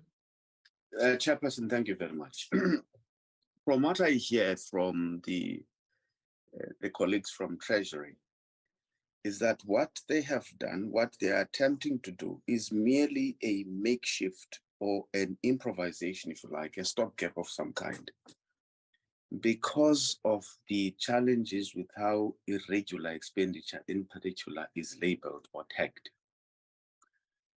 Aren't we addressing then a symptom instead of a problem, where if how it's defined, the labeling of irregular expenditure per se should be dealt with so that it's clearer and it communicates that which government wants to communicate around irregular expenditure, so that we don't find our ways having to play fancy footwork in order to try and avoid what it seeks to communicate. So is there no process that we can undertake to address that gap? I think this thing of using stop gaps and improvisation creates all manner of problems. The second issue is We acknowledge and appreciate the input from National Treasury in particular by saying they're open to accountability. They're not trying to avoid or even undermine or subvert checks and balances on the executive. We appreciate that, Minister. But the question then I want to pose again goes back to that section 92, where I said therein lies the problem. Because it seems that although this is a very important, it's a serious step to exempt an entity for any matter that has to do with the PFMA. Why then are we not creating or making it sure that Parliament as an institution that oversees these bodies, that oversees these entities and even the executive, forms an integral part of the consultation process, and that is formalized? Why am I making that point? It should not be easy to come to Parliament and say we need funds appropriated for these institutions for bailouts when they have financial challenges.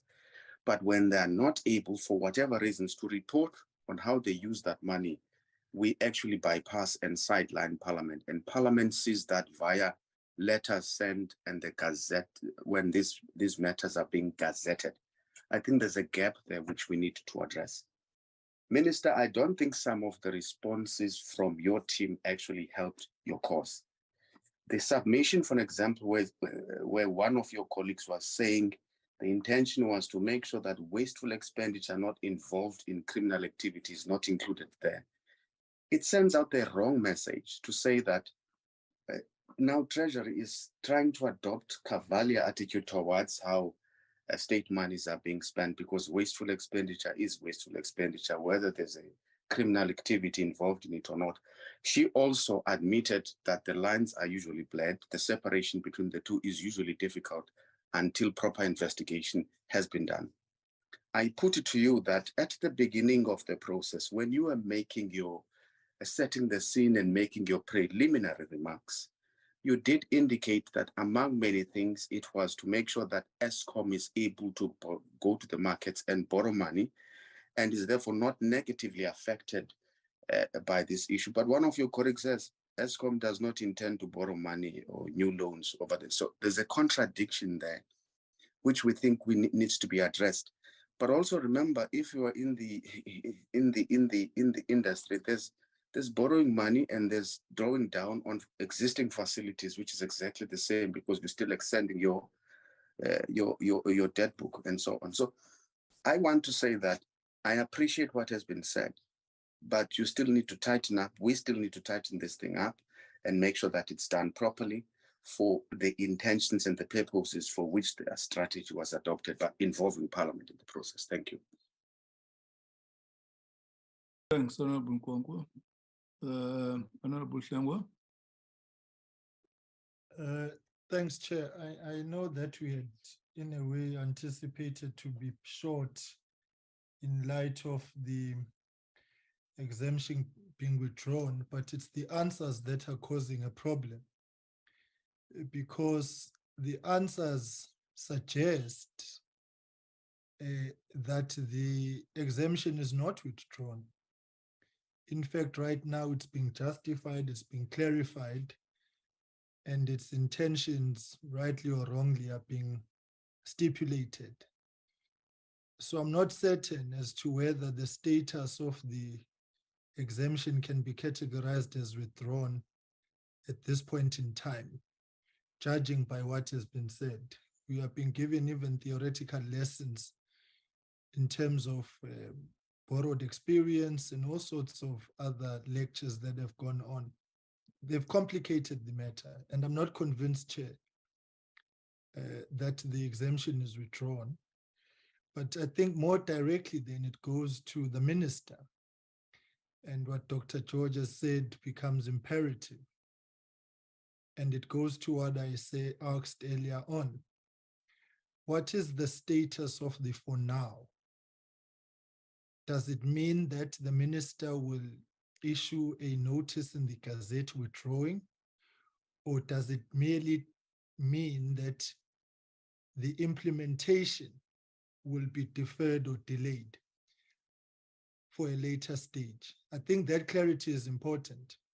because the language which is coming out from the National Treasury team is of an exemption that is on the table, explained, and that it's in place. What's at play is whether right now it's got force and effect. So I think that clarity is important, Minister, categorically. And if it's being withdrawn, when is it being withdrawn?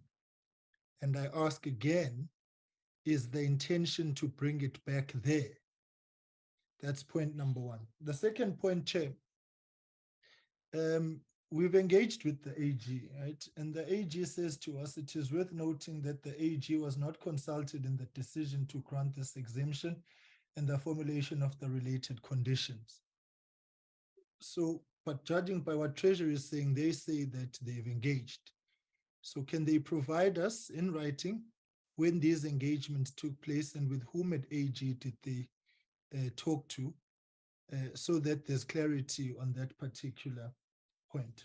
The second to last one, Chairperson, I suppose this goes to a long-standing matter which the AG itself is aware of, and all of us are, obviously. The transition of winning SOEs of private auditors and to be audited by the Auditor General. Because the Auditor General is a public entity, as opposed to the private interests which exist in these auditors. And this is not to cast aspersions, but hindsight is the best side. There have been times when we have not received any joy from these private company-based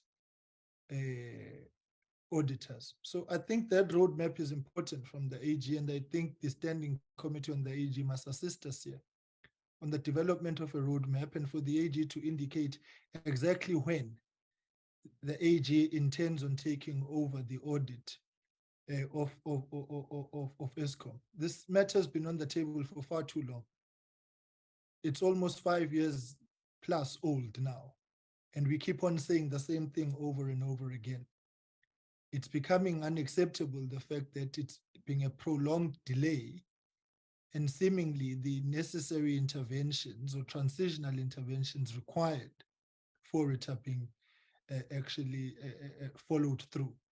So the AG in itself must clarify for us when they intend on that.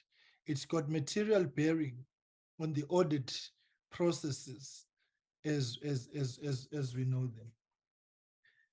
The final point, Chairperson, is around the consultation process that the minister indicates was done, including but not limited to private legal experts. Can we be furnished with exactly who was consulted on this decision, so that we can be able to gauge as to whether the consultation process was adequate, in light of the fact that so many say that they have not been actually consulted, because it goes then to the heart of the issue that Honorable Nkwankwa has raised, insofar as regulations around the implementation of Section 92 of the PFMA. Thanks, Co-Chairperson. Chairperson Mlenzana here, would you allow me to call order?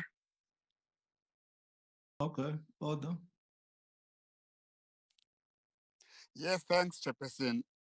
I'm raising order in the sense that I had assumed that ourselves, we have raised the issue and the minister has actually responded.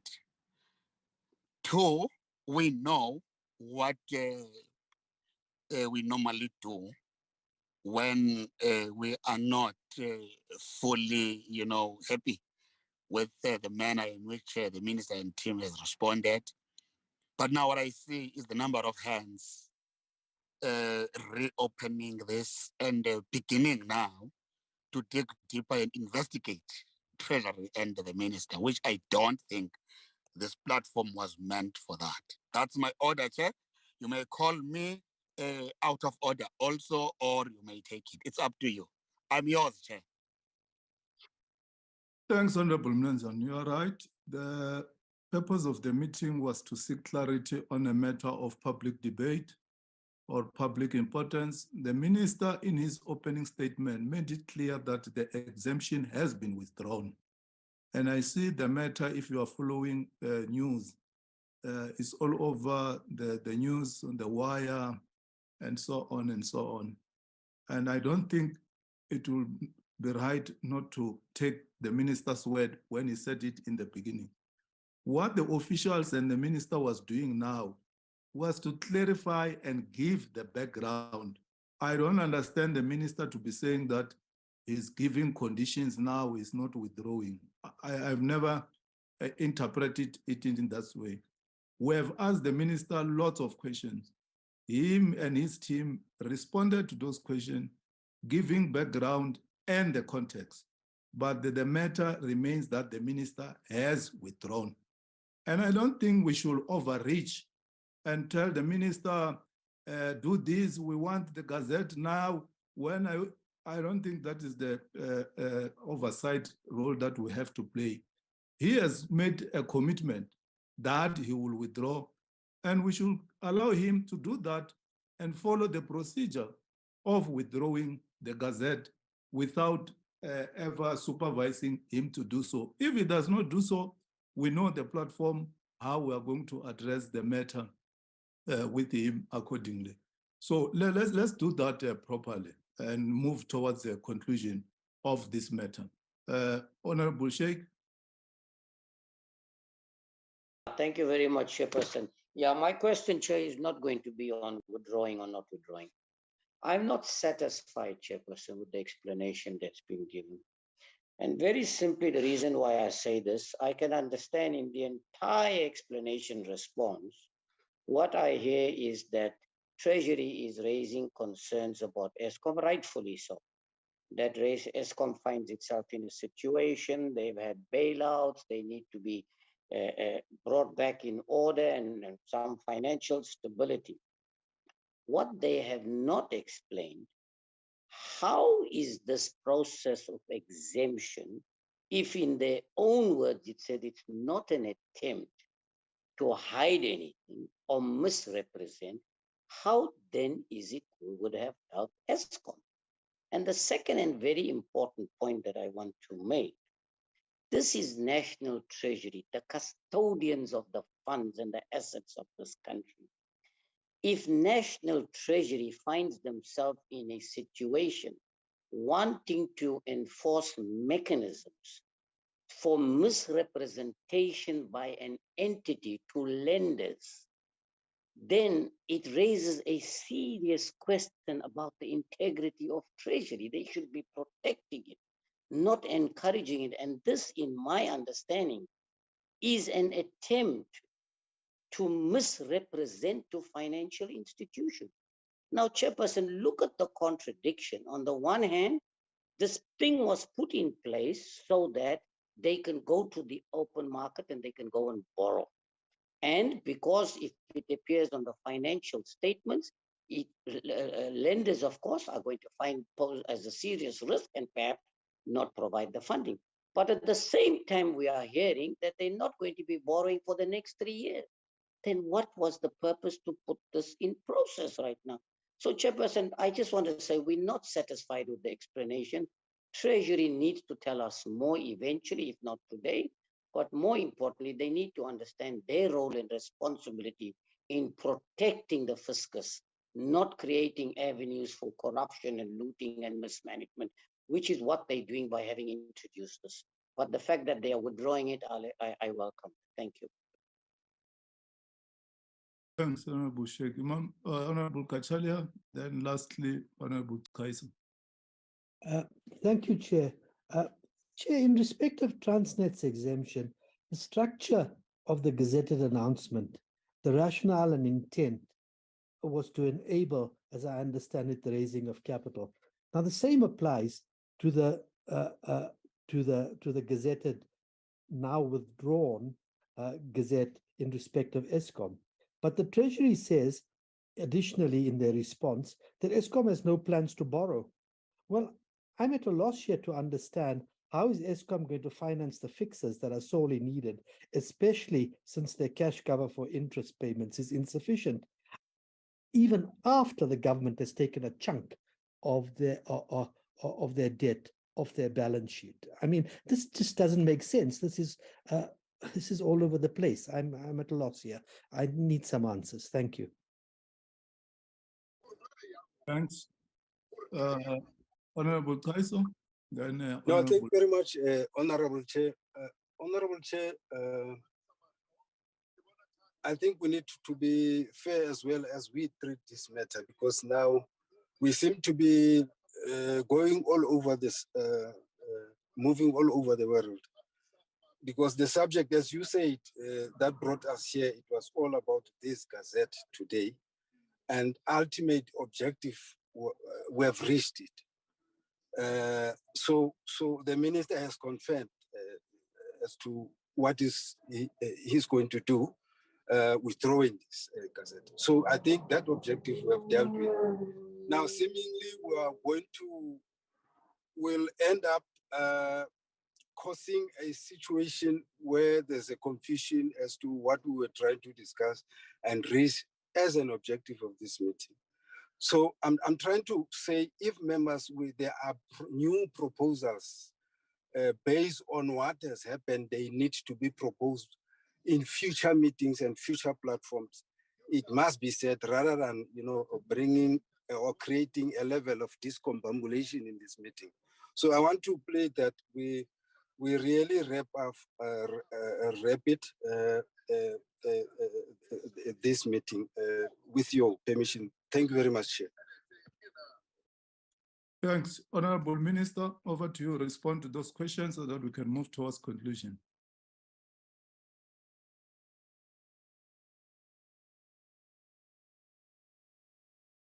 Sorry, Minister.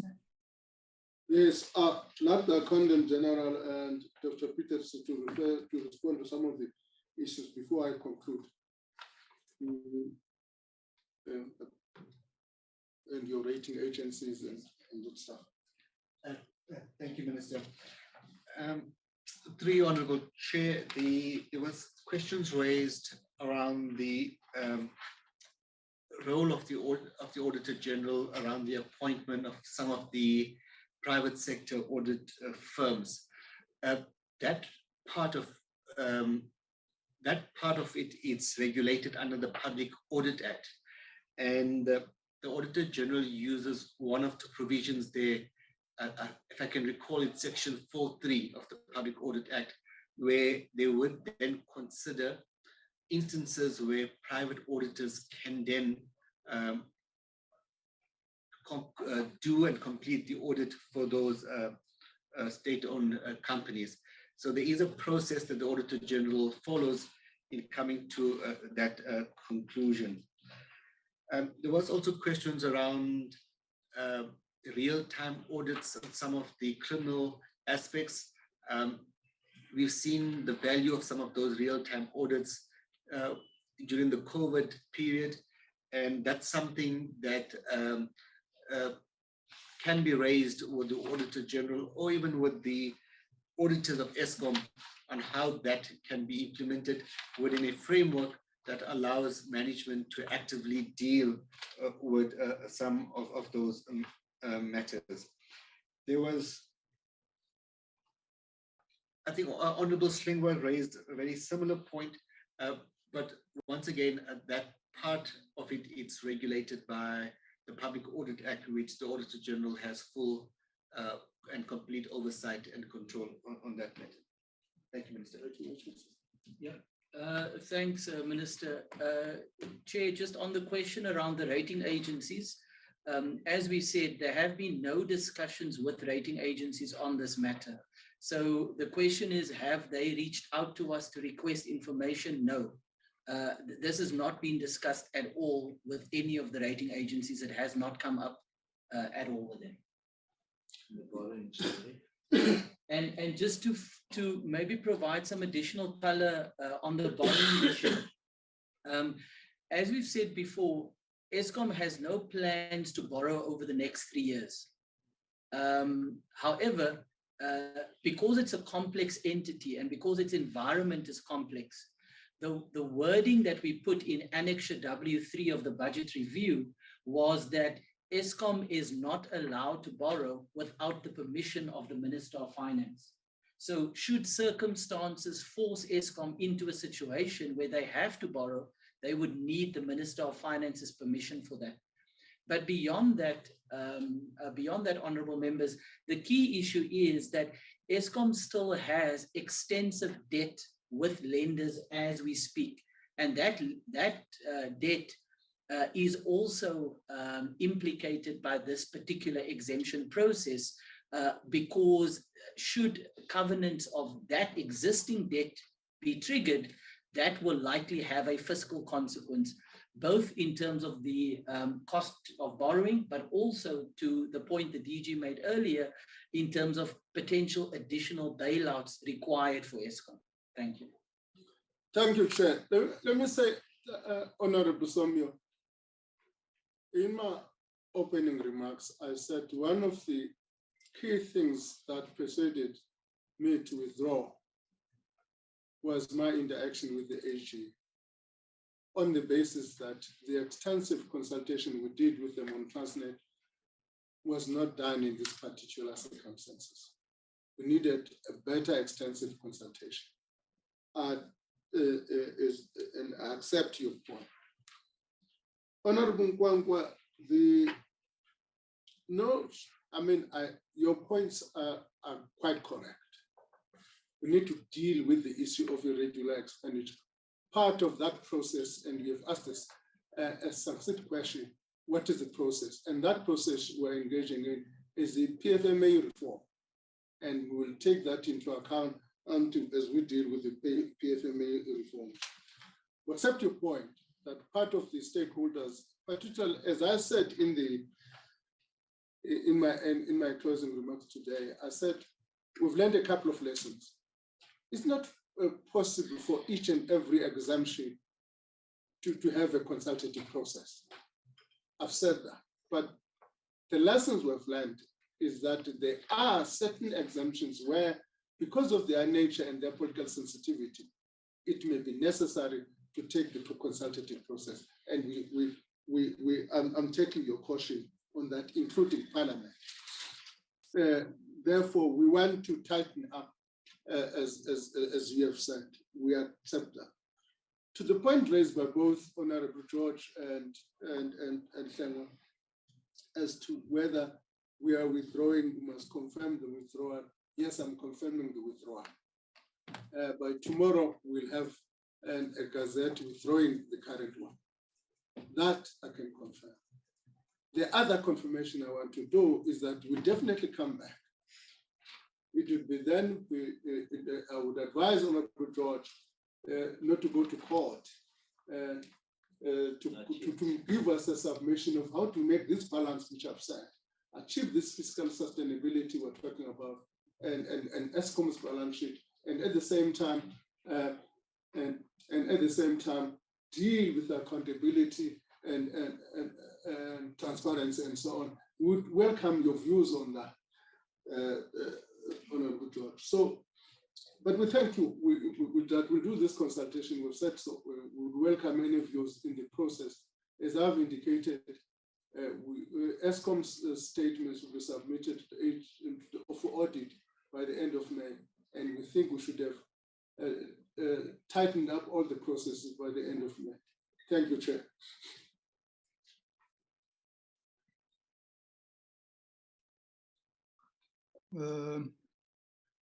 Thanks very much, Honorable Minister. Thanks, colleagues. Let me also indicate that on more than 2 occasions, while debating the fiscal framework report, Parliament has taken a decision that the SOEs, because the issue of the SOEs is not for the first time that it comes on board, should come out with clear, achievable turnaround plans, of which I think even Eskom does have that plan. And in doing our oversight as a SCOF and other committees, we'll also want to have a view of that plan from Eskom. Above that, Parliament has also discussed and emphasized the importance of risk management strategy. And I hope that Eskom does have that risk management strategy to be effective, to provide for certainty and confidence to business, investors, and credit rating agencies. So it's not the first time that Parliament has discussed this. If you go back to fiscal framework reports that have been presented by SCOF and other committees, the issue of accountability of SOEs has been overemphasized. And the plans that I'm talking about, I hope they are in place, including the audit action plans. Last week, we spent 2 days at National Treasury in Pretoria, meeting many of the entities that report to National Treasury to deal with the issue of audit action plans as they've committed themselves after the audit outcome from the Auditor General, that this is how they are correcting the issues that have been raised by the Auditor General. And let me also indicate that the Auditor General has issued what they call a national government accountability ecosystem, which all the departments and the entities are supposed to follow in terms of accountability. I hope, if you remember, Momo, last week, when we met you, we indicated to you that you should go further because you indicated other levels which are not there in the Auditor General's action ecosystem. You should go further as National Treasurer and indicate all the stations and how they are responsible for making sure that they fit into that ecosystem. So that ecosystem applies to all organs of state, be it departments and all the entities. So, and I believe and I know that Eskom is an organ of state. Either the Auditor General has appointed Deloitte or whosoever to do the auditing. It does not mean that they are a private company. They are a state entity, and they should comply in terms of the standard that has been set by the Auditor General of South Africa, because that is the authority in terms of the Constitution of the Republic on all entities and departments accounting. So let us be clear that we'll continue to play oversight to make sure that all entities have got risk management strategies, they've got turnaround plans, they've got audit action plans, and they stick to the national government accountability ecosystem as it has been designed by the Auditor General. And lastly, we acknowledge the decision taken by the Minister to withdraw the exemption. We are not going to qualify it by saying for now or for when. The decision as of now is that the exemption has been withdrawn. If ever there will be further engagement in the future, we'll deal with that when we come to that. Thanks very much, honorable members, honorable Minister, and the National Treasury team, to the support teams of Parliament, all the divisions in Parliament, the media, and the public at large. Thanks for participating in this engagement. This was a matter of national importance. That's why it took us so long, honorable members. Thanks very much. The meeting is closed. Thank you.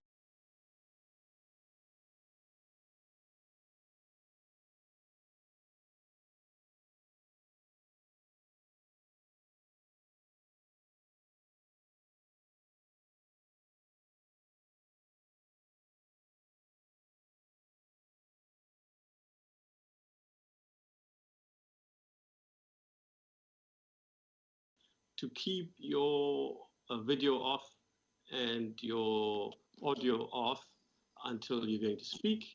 And we urge those who are speaking to put both their mic and their audio, visual system on. So welcome everybody. Just to explain that, in fact, in the last term, the 5th term of Parliament, SCOF at the time, especially in the last 3 years, began to focus increasingly on the importance of the digital economy and the need to be taxed effectively as we began to move increasingly into the fourth industrial revolution, artificial intelligence, and increasingly e-commerce and the like. So we required the SARS and National Treasury at each of its quarterly reports to report on both progress on illicit trade and the taxing and processing of the digital economy. And while they focused a lot on the first in every quarterly report, the second, digital economy, did sort of fall off the radar screen every now and then. So for this term, SCOF has decided, together with us ourselves, SECOF, that's the Select Committee, that we will focus more regularly on it. Please understand, colleagues, this is nearly the first attempt in this term to focus on this matter. We're not going to cover all the issues. It's a brief meeting just for us to get a sense. And in fact, what had happened was the initial idea was we'll only take a submission from the PBO today, which is why we kept it to 2 hours, half an hour for the PBO and an hour and a half for discussion. But late yesterday afternoon, through engagement with Treasury, they decided they too will participate. At least SARS will, and I think SARS is here. In Kuleleko, is Thomas here? Or some other representative of SARS or Treasury? I saw Young as chair. So it's Young Mputa. Okay, so she'll speak to this. We wanted to avoid Treasury coming in now, or SARS, because of the preparations for the supplementary budget.